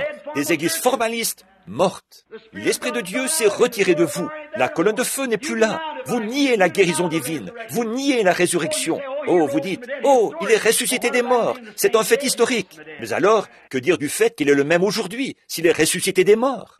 Vous dites, oh, ça non. Bon, voilà, vous avez la résurrection à votre manière et Dieu l'a à sa manière à lui. Mais ce qu'il y a, c'est que la Bible a dit, et nous savons que c'est la vérité, qu'il confirmerait la parole. Vous ferez, vous aussi, les choses que je fais. Et je serai avec vous tous les jours jusqu'à la fin du monde. Jésus-Christ le même hier, aujourd'hui, éternellement. C'est ce que la parole dit. Maintenant, le sabbat, qu'est-ce que c'est? Toutes les tables sont pleines de vomissements.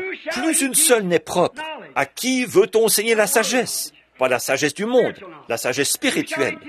À qui veut-on enseigner la sagesse? À qui veut-on donner des leçons? Oh, que Dieu soit béni. Notre organisation ne croit pas à ceci. Il ne tolérerait pas cela. M'importe ce que votre organisation croit. Que dit la parole de Dieu à ce sujet?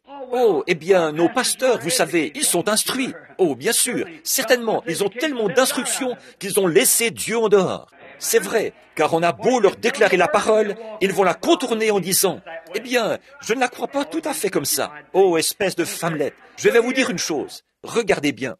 À qui veut-on faire connaître la doctrine? Est-ce à des enfants qui viennent d'être sevrés de la mamelle, qui viennent d'être sevrés, qui viennent de quitter la mamelle? L'autre jour, un de mes voisins est venu. Il a dit, « Billy, il y a un pasteur ici en ville. C'est l'être le plus charmant qu'on ait jamais vu. » Il a dit, vers minuit, ma femme et moi étions assis là en pyjama, et ce brave pasteur a fait un saut chez nous, et il a bu du café avec nous. Puis il est parti chez les autres voisins, et il leur a serré la main. Ils étaient en train de jouer aux cartes. Alors il s'est assis et a joué aux cartes avec eux. Il a dit, « Oh, c'est le jeune homme le plus sociable qu'on ait jamais vu. » Il a dit, « Oh, nous l'aimons. Nous ne voudrions pas nous défaire de lui pour rien au monde. » Je suis resté là un petit moment. Je me suis dit, « Eh bien, » il a dit, « Oh, tu ne trouves pas que chaque église aurait besoin d'un homme comme celui-là » Je ne pouvais pas répondre à ça. Il a dit, un autre endroit, il a dit, c'est un endroit charmant qu'ils avaient là. Ce ministre et sa femme, des gens charmants, là-bas. Ils se sont mis à s'occuper des enfants, si bien qu'ils avaient là une école biblique. Et il a dit, ils avaient tellement de jeunes enfants là-bas que l'endroit était plein à craquer. Il a dit, oh, il s'est raconté toutes sortes de petites histoires aux jeunes enfants. J'ai dit, c'est bien, c'est vraiment bien. Je suis rentré, j'arrivais du Canada. Je me suis dit, me voilà. Oh, les gens, qu'est-ce qui se passe avec moi? Je ne fais pas ces choses. Je suis allé laver ma voiture. J'ai pensé, oh Dieu, je deviens vieux. Et me voilà. J'ai combattu, j'ai pleuré, j'ai supplié. Et moi, tout ce que je reçois, c'est un grand blasphème. Quelqu'un qui dit du mal de moi, c'est tout. Oh, ce vieillet exalté, quelque chose comme ça. Je réfléchissais à ça, et une voix est venue à moi en ces mots. Ces hommes-là, s'ils font ces choses, c'est bien, mais je ne t'ai jamais appelé à faire ça. Je t'ai appelé à prendre l'épée, à te tenir là comme Josué, et à défier. Frère, pas à perdre ton temps avec une association ou une organisation d'église, mais à défier le diable. Tiens-toi au front, que ce qui est juste soit déclaré juste, et ce qui est faux, déclaré faux. Prêche la parole, et vois qu'il y a la foi pour la croire. Vas-y, annonce-la. Je me suis mis à accélérer la cadence de plus en plus, en lavant ma voiture. Je disais, merci Seigneur, merci Seigneur. Là, je me sentais bien. C'est bien Seigneur, je vais la tenir un peu plus fermement, et je veux mourir en l'ayant à la main. À qui puis-je faire connaître la doctrine? Écoutez, les tables sont pleines de vomissements, à des enfants qui viennent d'être sevrés, qui viennent de quitter la mamelle. Maintenant, regardez bien, car c'est là précepte sur précepte, précepte sur précepte, règle sur règle, un peu ici, un peu là. Eh bien, c'est par des hommes aux lèvres balbutiantes et en d'autres langues que je parlerai à ce peuple. Il lui est dit, voici le sabbat, laissez reposer celui qui est fatigué. Voici le lieu du repos. Mais ils n'ont point voulu écouter, car la parole de l'Éternel leur a été adressée. Quelqu'un l'a prêché, précepte sur précepte sur précepte, règle sur règle sur règle, un peu ici, un peu là, afin qu'en marchant, il tombe à la renverse et se brise, afin qu'il soit enlacé et pris. Le repos, qu'est-ce que c'est? Quand le repos est-il venu? Quand les gens ont parlé en d'autres langues et qu'ils avaient des lèvres balbutiantes. Des lèvres balbutiantes. Ils ne disaient rien, ils balbutiaient. Quand est-ce arrivé? Le jour de la Pentecôte, quand le Saint-Esprit est venu. Voilà le repos, le Saint-Esprit. Jésus a dit, « Venez à moi, vous tous qui êtes fatigués et chargés, et je vous donnerai du repos. Je vous donnerai la vie éternelle.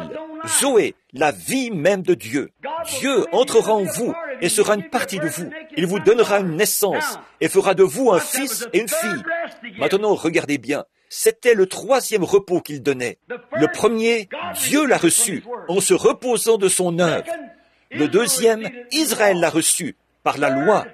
Le troisième, l'Église l'a reçu par une partie de Dieu. 3 est le nombre de la vie. Combien savent ça? Chaque fois que vous voyez 3, c'est la vie. Remarquez, quand Dieu a créé la terre, le troisième jour, il y a eu la vie. Combien savent ça? Le troisième jour, la vie est apparue le troisième jour de la création. La Trinité, le Père était au-dessus des gens dans une colonne de feu. Le Fils était un homme qui a parlé aux gens et qui les a préparés. Le Saint-Esprit était la troisième étape. C'était le Saint-Esprit, Dieu dans les gens. La vie, Père, Fils, le repos de Dieu, le repos d'Israël et le repos de l'Église, l'observance du sabbat. Alors, si vous n'avez encore jamais reçu le Saint-Esprit, vous n'êtes jamais entré dans le repos de Dieu. Vous n'aurez pas à dire, « Oh, je ne peux pas, je voudrais fumer, je ne peux vraiment pas. Je suis chrétien, je ne veux pas vraiment boire, mais je suis chrétien, je ne peux pas, je ne veux pas boire, mais j'aime bien quand même. » Si vous convoitez les femmes, si vous faites toutes ces choses impies, vous n'avez encore jamais atteint cette période de repos. Vous n'êtes jamais entré dans votre repos. Quand vous entrez dans ce repos, vous vous reposez de vos œuvres du monde, comme Dieu s'est reposé des siennes. Pourquoi? Vous êtes une partie de Dieu. Vous vous reposez éternellement. Voilà, c'est ça le sabbat. Venez à moi, vous tous qui êtes fatigués. Aujourd'hui, il a fixé un jour, si longtemps après, dans David, quand vous entendez sa voix, n'endurcissez pas vos cœurs. Maintenant, encore un mot ou deux ici, et nous terminerons. Car celui qui est entré dans le repos de Christ, venez à moi, vous tous qui êtes fatigués et chargés, vous vous reposez de vos œuvres, comme Dieu s'est reposé des siennes le 7e jour. Dans votre cas, c'est peut-être arrivé à la 30e année, à la 40e année, à la 5e année, quel que soit le moment, vous vous reposez de vos œuvres, comme Dieu s'est reposé des siennes, éternellement. Vous ne voulez plus des choses du monde. Pour vous, le monde est mort. Maintenant, le verset 11, là, soyez attentifs. Efforçons-nous donc d'entrer dans ce repos. Pas celui-là, ni celui-là, mais celui-là, afin que personne ne tombe en donnant le même exemple de désobéissance. Qu'est-ce? La colonne de feu est ici. L'eau du Seigneur est avec nous. Il fait exactement les choses qu'il a dit qu'il ferait. Et les gens sont là à patauger en disant, « Oh, eh bien, je pense que c'est bien, c'est pas mal. Oh, je pense que c'est en règle. » Faites attention de ne pas tomber dans le même piège d'incrédulité. Acceptez-le de tout votre cœur. Regardez bien, car la parole de Dieu, pas la doctrine de l'Église, la parole de Dieu est plus vivante, plus efficace, plus tranchante qu'une épée à 2 tranchants.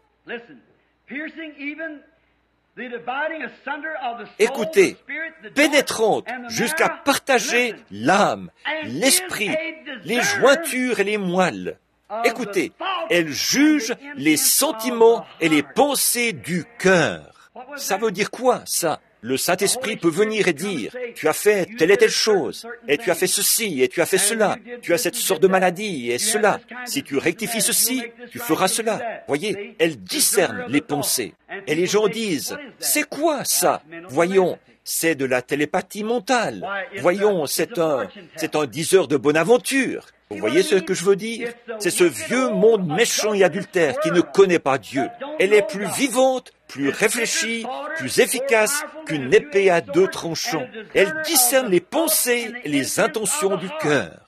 Mais qu'est-ce qui connaît les intentions du cœur? Dieu.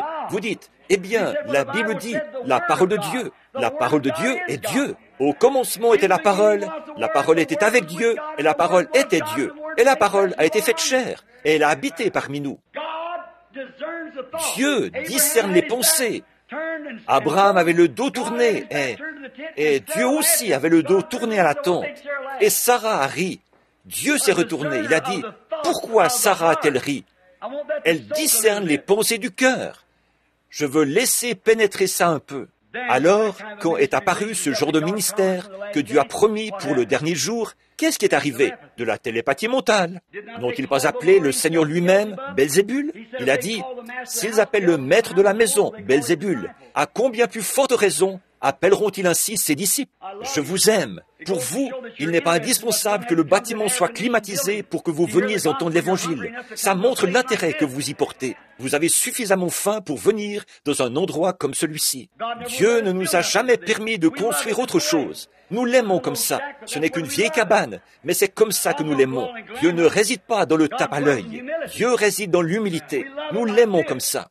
Nous sommes heureux de venir, et vous aussi, de venir nous asseoir dans un endroit comme celui-ci. Combien il fait chaud, combien vous transpirez dans votre complet neuf, dans votre robe neuve, ça n'a aucune importance. Vous écoutez la vie éternelle, la parole de Dieu qui connaît les pensées de votre cœur. La colonne de feu qui était au-dessus des enfants d'Israël est ici ce soir. Je pourrais lancer un défi. Aucun homme ne peut se tenir ici sous la puissance du Saint-Esprit sans que Dieu dévoile tout ce qui le concerne et lui déclare ce qu'il a été. C'est vrai, voilà. Qu'est-ce que c'est? Qu'est-ce que c'est? C'est le même Esprit, celui qui a conduit les enfants d'Israël vers leur repos. Et eux sont tombés à cause de leur incrédulité. Surtout, ne tombez pas, c'est la dernière chance. Père, Fils et Saint-Esprit, c'est ainsi que la vie a été transmise. La justification, Martin Luther, toujours une forme de religion. La sanctification, Martin Luther, John Wesley, le baptême du Saint-Esprit, la vie. La justification, c'est croire. La sanctification, c'est la purification. Le Saint-Esprit, c'est le remplissage. La vie, pas dans l'âge de Luther. Eux l'avaient sous une certaine forme. Pas dans l'âge de Wesley. Eux l'avaient sous une certaine forme.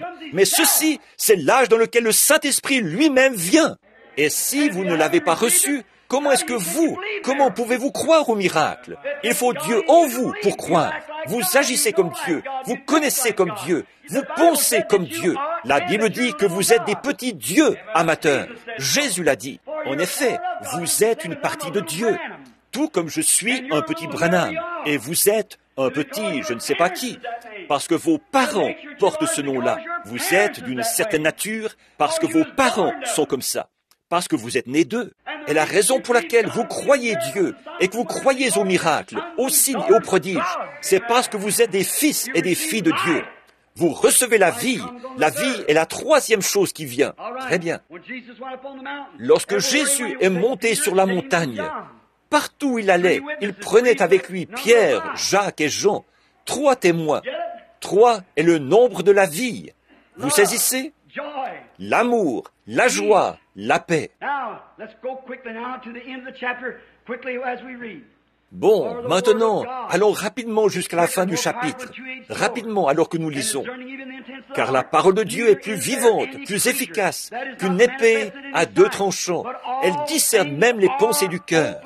Nulle créature n'est cachée devant lui, mais tout est découvert aux yeux de celui à qui nous devons rendre compte. Frère, aucune mouche ne peut se poser sur un poteau là-bas sans qu'il le sache. Tout est découvert. Frère, il connaît tout ce que vous avez fait, toutes les pensées qui vous ont traversé l'esprit. Voilà ce qu'il est. C'est ce que nous croyons à son sujet. Quand Dieu entre en nous et nous place dans l'Église, il met des dons et différentes choses dans l'Église pour manifester son être. Si Dieu est ce Dieu infini, alors il guérit les malades, il peut ressusciter les morts, il peut purifier les lépreux, rendre la vue aux aveugles, il peut donner des visions, il peut faire toutes sortes de choses du genre en agissant à travers son Église parce que c'est Dieu en vous. Voilà ce qu'est l'Église. Comment cette Église-là est-elle devenue une Église? En y adhérant? Non, monsieur. Par une poignée de main? Non, monsieur. Par le baptême d'eau? Non, monsieur. Par un statut de membre? Non, monsieur. comment y arrive-t-on? Nous avons tous, en effet, été baptisés dans un seul esprit pour former un seul corps. Voilà, Romains 8, 1. Il n'y a donc maintenant aucune condamnation. Aucune condamnation pour ce qui est du monde. Il ne peut vous accuser de rien. Il n'y a aucune condamnation pour ceux qui sont en Jésus-Christ, qui marchent non selon la chair, mais selon l'esprit. Voilà, c'est ça. Voilà le moyen de juger de votre christianisme. Voilà le moyen de reconnaître que vous êtes entrés dans ce repos. Le monde n'a plus d'emprise sur vous. Certainement, vous voyez ces choses et vous vous en éloignez. Des pensées bien meilleures occupent votre esprit. Voilà, aucune condamnation. Voilà comment nous entrons dans le corps. Et vous êtes en sécurité pour toujours. La Bible dit, regardez ici, dans Hébreux au chapitre 10, il dit, car par ses offrandes de taureaux et ses sacrifices, le souvenir du péché était renouvelé chaque année. Mais lui, par un seul sacrifice, béni soit son saint nom, car par un seul sacrifice, il a amené à la perfection pour toujours. Alléluia! Pas jusqu'au prochain réveil, mais pour toujours. Les choses anciennes sont passées et toutes choses sont devenues nouvelles. Nous marchons dans la lumière, la belle lumière. Les oiseaux chantent différemment. Je regarde cette petite alcoolique, assise ici. Il y a environ 5 ans de ça, je pense. Rosella, une excentrique au regard vitreux, marchait dans les rues de Chicago, ivre, en se dandinant, tombant dans toutes les formes de péché imaginables, ivrogne et tout le reste. Et un soir, le Saint-Esprit, qui est plus vivant et plus efficace qu'une épée à 2 tranchants, a dit, « Femme, vous êtes une alcoolique. » Alléluia! Si ce n'est pas le même Dieu, celui qui était là-bas, qui a su que Sarah avait ri derrière lui, alors je ne sais pas ce qu'il est. Dans l'auditoire, à une autre jeune femme qu'elle était allée chercher et avait amenée là, il a dit, « Vous êtes une droguée. » Il discerne les pensées de l'esprit. De grands ministres aristocratiques qui font de l'évangélisation à l'échelle mondiale étaient assis là, les bras croisés, en t-shirt, pensant qu'on ne les avait pas reconnus, comme s'ils pouvaient se trouver dans une réunion comme celle-là sans que Dieu révèle qui ils étaient. Ils étaient assis là, sous une apparence différente, se faisant passer pour quelqu'un d'autre. Le Saint-Esprit savait qui ils étaient. Ils étaient assis là. Dans leur cœur, ils pensaient que c'était de la télépathie mentale. Ils ne connaissent pas plus Dieu qu'un Hottentot ne peut connaître une nuit égyptienne. C'est vrai. Ils connaissent cela d'après la lettre, mais pas d'après l'esprit. La lettre tue, mais l'esprit vivifie. C'est ça qu'il faut. Plus vivante, plus efficace qu'une épée à 2 tranchants. Elle discerne les pensées du cœur. Écoutez, regardez bien. Nulle créature n'est cachée devant lui, mais tout est nu et découvert aux yeux de celui à qui nous devons rendre compte. Ainsi, puisque nous avons un grand souverain sacrificateur, écoutez là les malades, qui a traversé les cieux, Jésus, le Fils de Dieu, demeurons fermes dans la foi que nous confessons. Demeurez ferme. Ça ne veut pas dire continuer à en témoigner sans rien de plus. Si vous ne vivez pas la vie, vous ne demeurez pas ferme. Vous vivez dans l'hypocrisie. Vous feriez mieux de le dire ouvertement, de dire que vous êtes un pécheur et d'oublier ça. Ne faites pas profession d'être chrétien alors que vous vivez autrement. Vous êtes la plus grande pierre d'achoppement que le monde ait jamais eue. Si vous êtes un pécheur, admettez-le et allez. Mettez-vous en règle avec Dieu. Si vous êtes un chrétien, demeurez ferme dans la foi que vous confessez. Ne bougez pas de là. Maintenant, regardez bien ceci. Je veux ajouter ceci avant de partir. Car nous n'avons pas un souverain sacrificateur qui ne puisse compatir à nos faiblesses.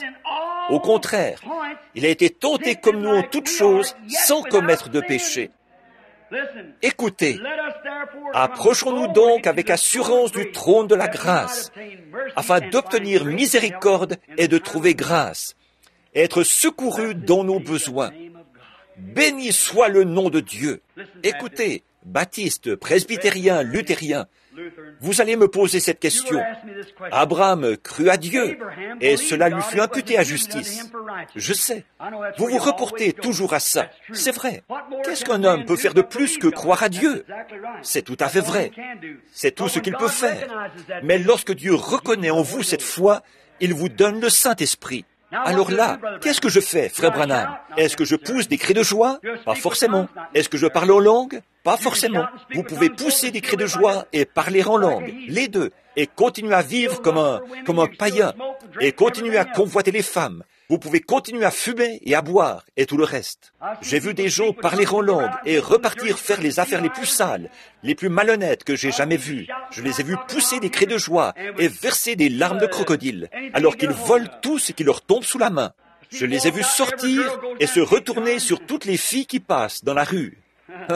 Ça, c'est un signe évident que vous ne l'avez pas. C'est vrai. Mais frère, quand vous êtes passé de la mort à la vie, toutes ces choses meurent, et vous êtes une nouvelle créature en Jésus-Christ. Si vous voyez quelque chose de mal, vous priez pour ça. Oh Dieu, aie pitié. Et si vous voyez des problèmes, plutôt que d'aller faire des commérages, de chercher à aggraver la situation, vous essayez d'aller trouver la personne pour redresser tout ça et ramener le calme au plus vite. Voilà l'Esprit de Dieu en vous. Si vous faites une erreur, vous êtes sujet à l'erreur. Si vous faites une erreur, vous la corrigez au plus vite. Ne laissez pas le soleil se coucher sur votre colère. Voilà comment reconnaître que vous êtes passé de la mort à la vie. Vous avez l'amour, la paix, la joie, la longanimité, la bienveillance, la bonté, la patience. Nous avons un souverain sacrificateur au ciel, prêt à intercéder sur notre confession. Qu'est-ce? C'est Jésus, quand il est retourné au Logos, la colonne de feu, qui a conduit les enfants d'Israël, qu'il s'est assis en présence de ces grands, de cette source, cet arc-en-ciel de lumière qui sont sortis. C'est cet esprit parfait, un esprit parfait d'amour. Maintenant, observez. En premier, il y a l'amour parfait. C'est l'amour de Dieu, pur et sans mélange. Ensuite, là, vient l'amour philéo. Ça, c'est l'amour que vous avez pour votre femme et vos enfants. Ensuite, en dessous de ça, c'est l'amour sensuel. Ensuite, c'est l'amour impur. Et ça continue à descendre jusqu'à atteindre la souillure. Ça se pervertit toujours plus, toujours plus. Et tout ce qui a eu un commencement a une fin. Et tout cela sera éliminé. On ne s'en souviendra plus du tout. Et un jour, on reviendra directement à ce qui est parfait. Et la seule façon, vous ne pouvez pas vous arrêter à mi-chemin, ici en bas, et arriver jusqu'ici en haut. Il faut que vous soyez complètement entrés, vous confiant et vous reposant entièrement dans le salut que Jésus-Christ vous a donné par la foi. Il y a un esprit d'honnêteté qui vient de Dieu. C'est la source de Dieu, c'est l'honnêteté. Ensuite, il y a l'homme qui fait une bonne action pour son prochain. Ensuite, il y a le gars qu'il faut surveiller. Ensuite, il y a le gars qui est un voleur. Ensuite, il y a le gars qui est un meurtrier, qui fait un vol à main armée. Vous voyez, comme cela se pervertit en descendant. Mais toutes ces choses indiquent que la chose véritable existe. C'est ce que je dis. Toutes les fois que vous voyez une personne vous voyez un gentil couple qui marche dans la rue, des amoureux, ils ont peut-être 80 ans. Ça ne fait qu'indiquer qu'au ciel, il existe un jeune couple qui les représente au ciel. Si cette tente où nous habitons sur la terre est détruite, nous en avons une autre là-bas. Si vous voyez un homme qui triche, qui vole, qui ment, souvenez-vous simplement que sa part, à lui, l'attend en enfer. C'est son lieu où il sera tourmenté, devant Dieu et les saints anges, dans le feu et le soufre. Il sera tourmenté là-bas, pas pour toujours. Il ne peut pas être tourmenté pour toujours. Pour toujours, ça ne veut pas dire pendant tous les temps. L'éternité, c'est pour toujours. L'éternité, n'a ni commencement ni fin, mais pour toujours est un espace de temps. La Bible dit, pour toujours est conjonction, pour toujours. Jonas a dit qu'il était enfermé dans le ventre de la baleine pour toujours. C'est un espace de temps. Mais regardez, il n'y a qu'une seule vie éternelle, et c'est Dieu. Et si vous allez être tourmenté pour toujours et ne pourrez jamais mourir, vous avez la vie éternelle. Vous ne pouvez pas être tourmenté pour toujours. Vous serez peut-être tourmenté pendant 100 millions d'années, devant Dieu et les saints anges, dans le feu, le soufre.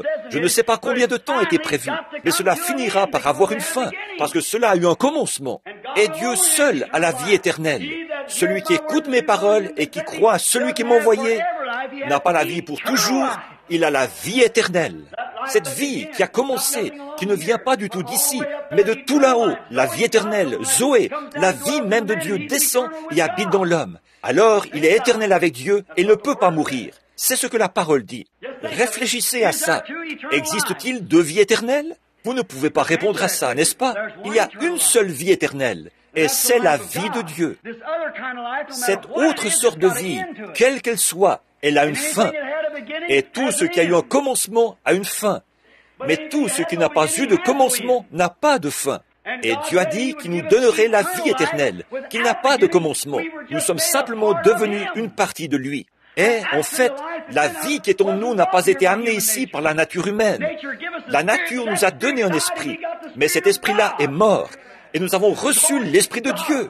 Gloire à Dieu. Est-ce que Dieu était un homme? Certainement.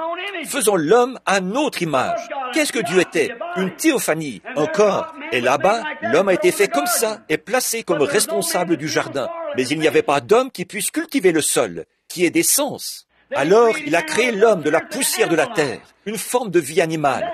Et cet homme a cultivé le sol. Et l'homme est tombé à cause de sa transgression. C'est exact. Et Dieu, la théophanie, est descendu. Il a été fait chair et habité parmi nous pour racheter l'homme. Donc, vous ne pouviez rien y faire. Vous êtes un pécheur dès le départ. Vous avez été enfanté dans l'iniquité. Vous êtes né dans le péché. Vous êtes venu au monde en disant des mensonges.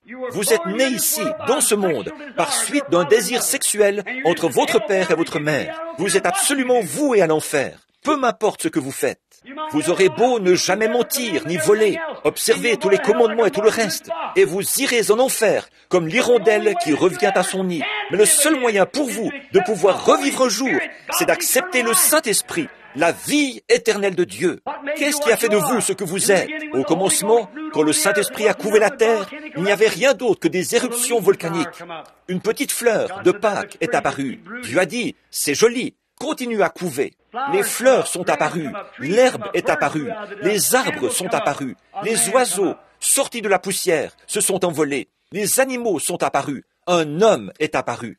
Bon, comment cela s'est-il passé? C'est le Saint-Esprit qui, en couvant, en réunissant ses matériaux, la potasse, le calcium, a fait les fleurs, a fait les animaux, vous a fait vous. Et maintenant, vous avez le libre choix. Dieu vous couve de nouveau et dit, « Entends-tu ma voix? N'endurcis pas ton cœur, comme au jour de la révolte. Le voici qui descend et qui prêche la parole. La bonne nouvelle qui leur a été prêchée n'a pas, et n'ont pas eu foi en elle. Alors, elle ne leur a servi à rien. Ils l'ont entendu, mais ils n'y ont pas cru. Dieu est descendu, il leur a montré une colonne de feu. Il a montré par son prophète, par des signes et des prodiges, qu'il était avec lui. Ils n'y ont pas cru. Oh, ils aimaient voir les miracles.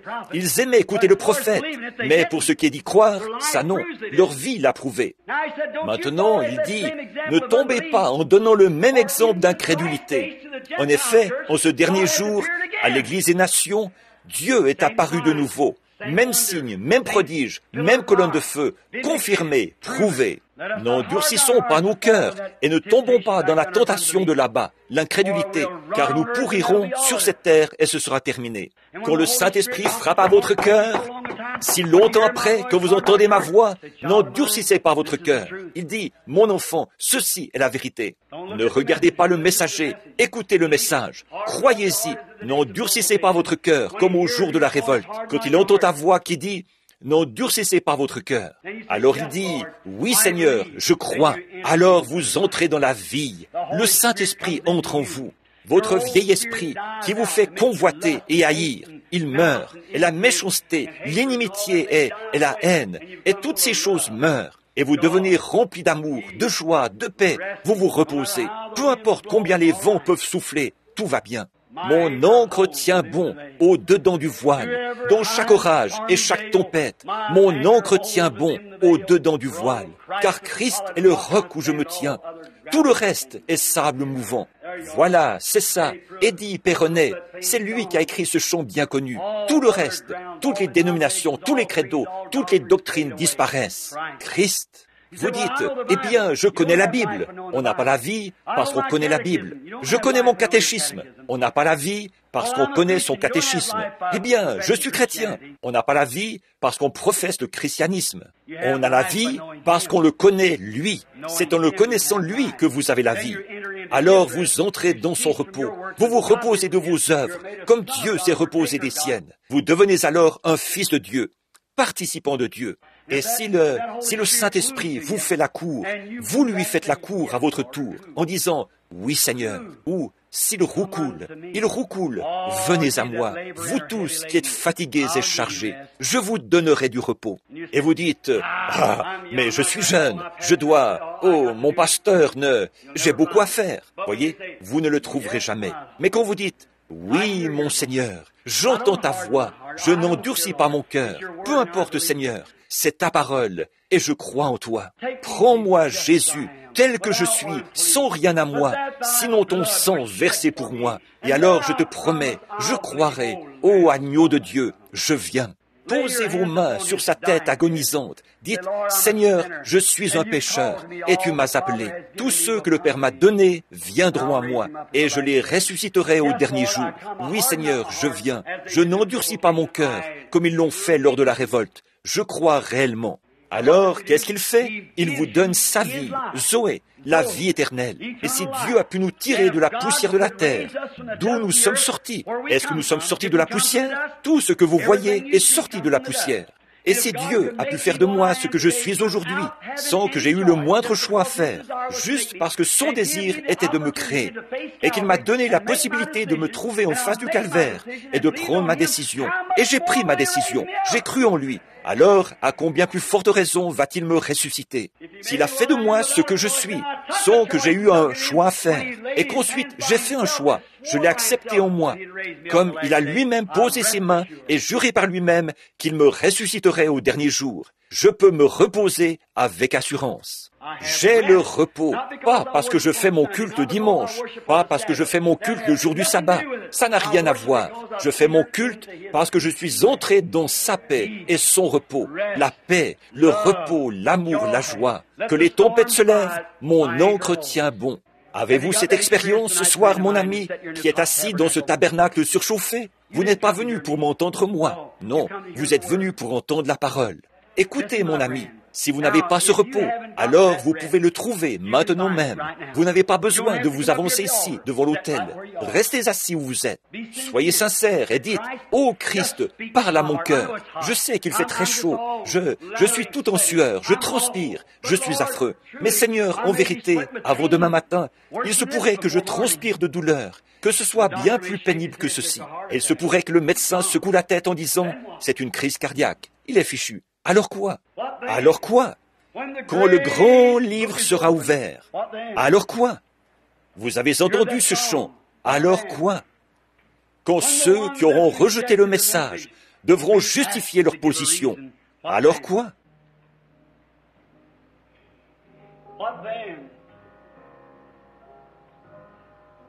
Think of it now real deeply while we bow our heads. Think of it. Alors quoi? Maintenant, réfléchissez à ça très profondément. Pendant que nous inclinons la tête, réfléchissez à ça. When the one that's rejecting this message Quand celui qui rejette le message ce soir gonna be asked, devra justifier sa position, what then? alors quoi? What then? Alors quoi? What then? Alors quoi? When the great book is Quand le grand livre sera ouvert, what then? alors quoi?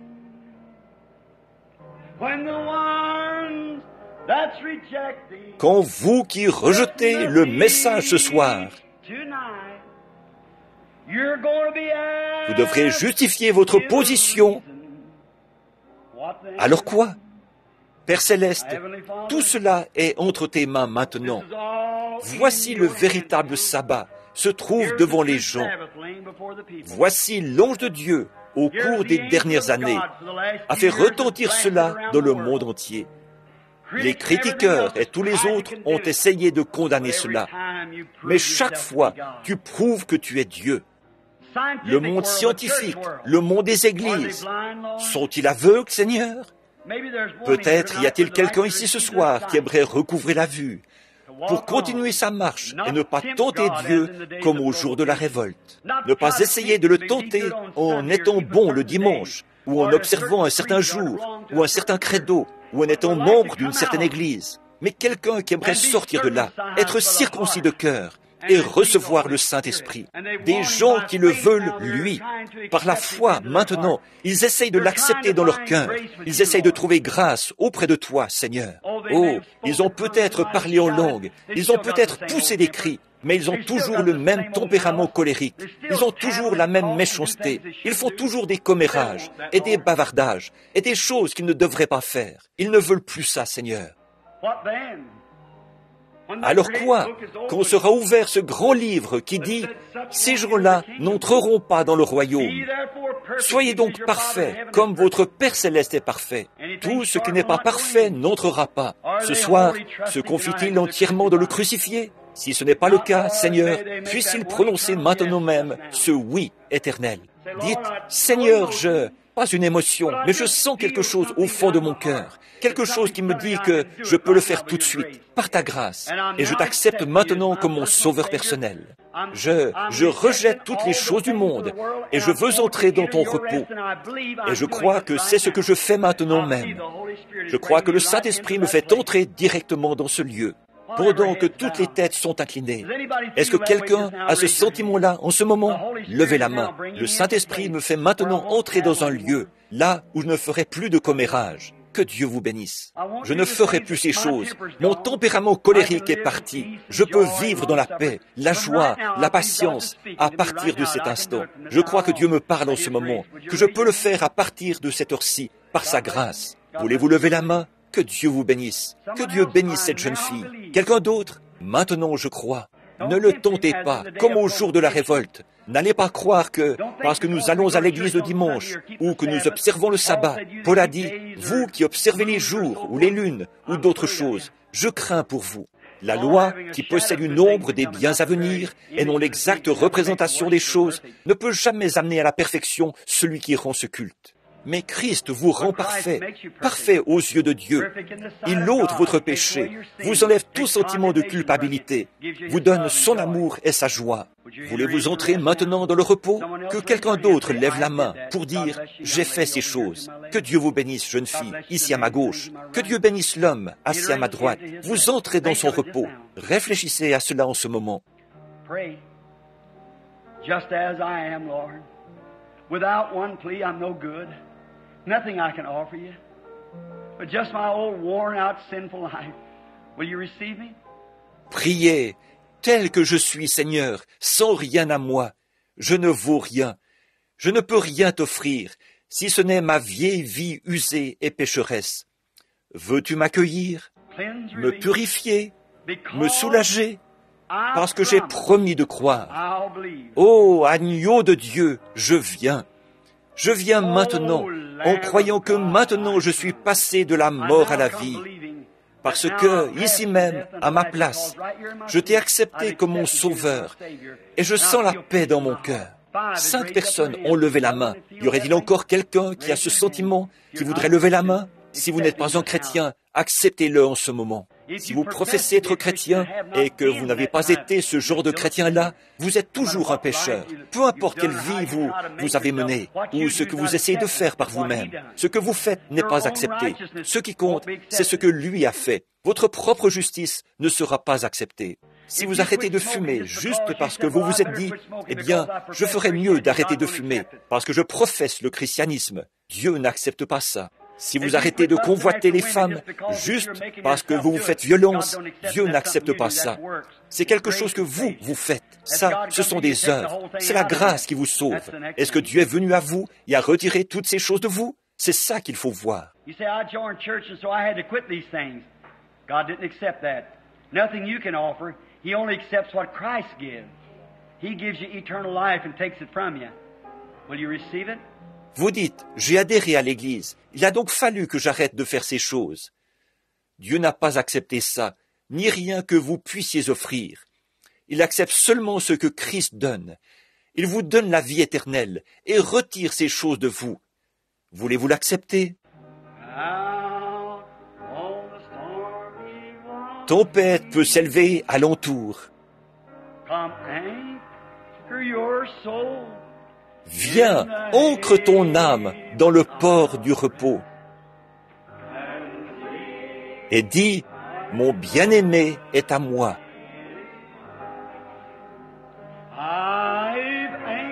J'ai ancré mon âme. Très bien. Vous pouvez lever la tête. Le message est terminé maintenant. Maintenant, adorons simplement. Je ne naviguerai plus sur la mer déchaînée.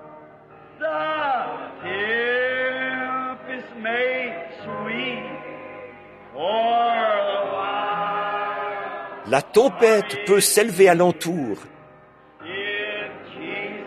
En Jésus, je suis à l'abri pour toujours. Tout le monde maintenant, adorons.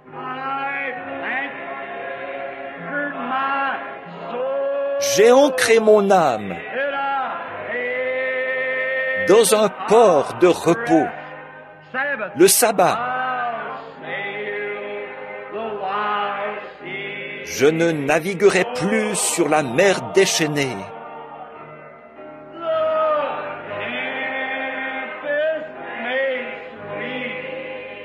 La tempête peut s'élever alentour.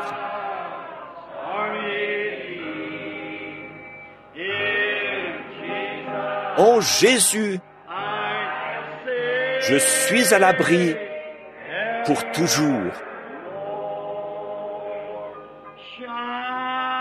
Brille sur moi, laissez-vous aller, fermez les yeux. Sentez-vous cet esprit doux? L'adoration, c'est ça. Le message est terminé. Ceci, c'est l'adoration.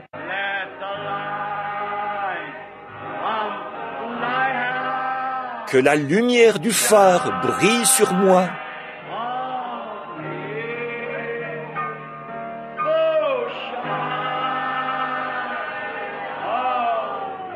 Oh, brille sur moi. Oh Seigneur, brille sur moi.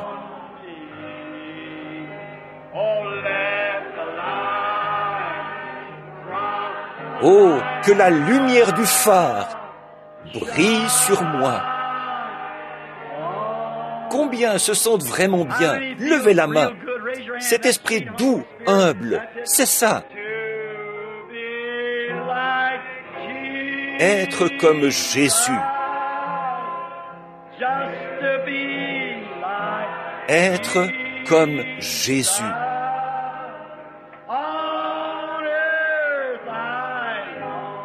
Sur terre, je languis d'être comme lui.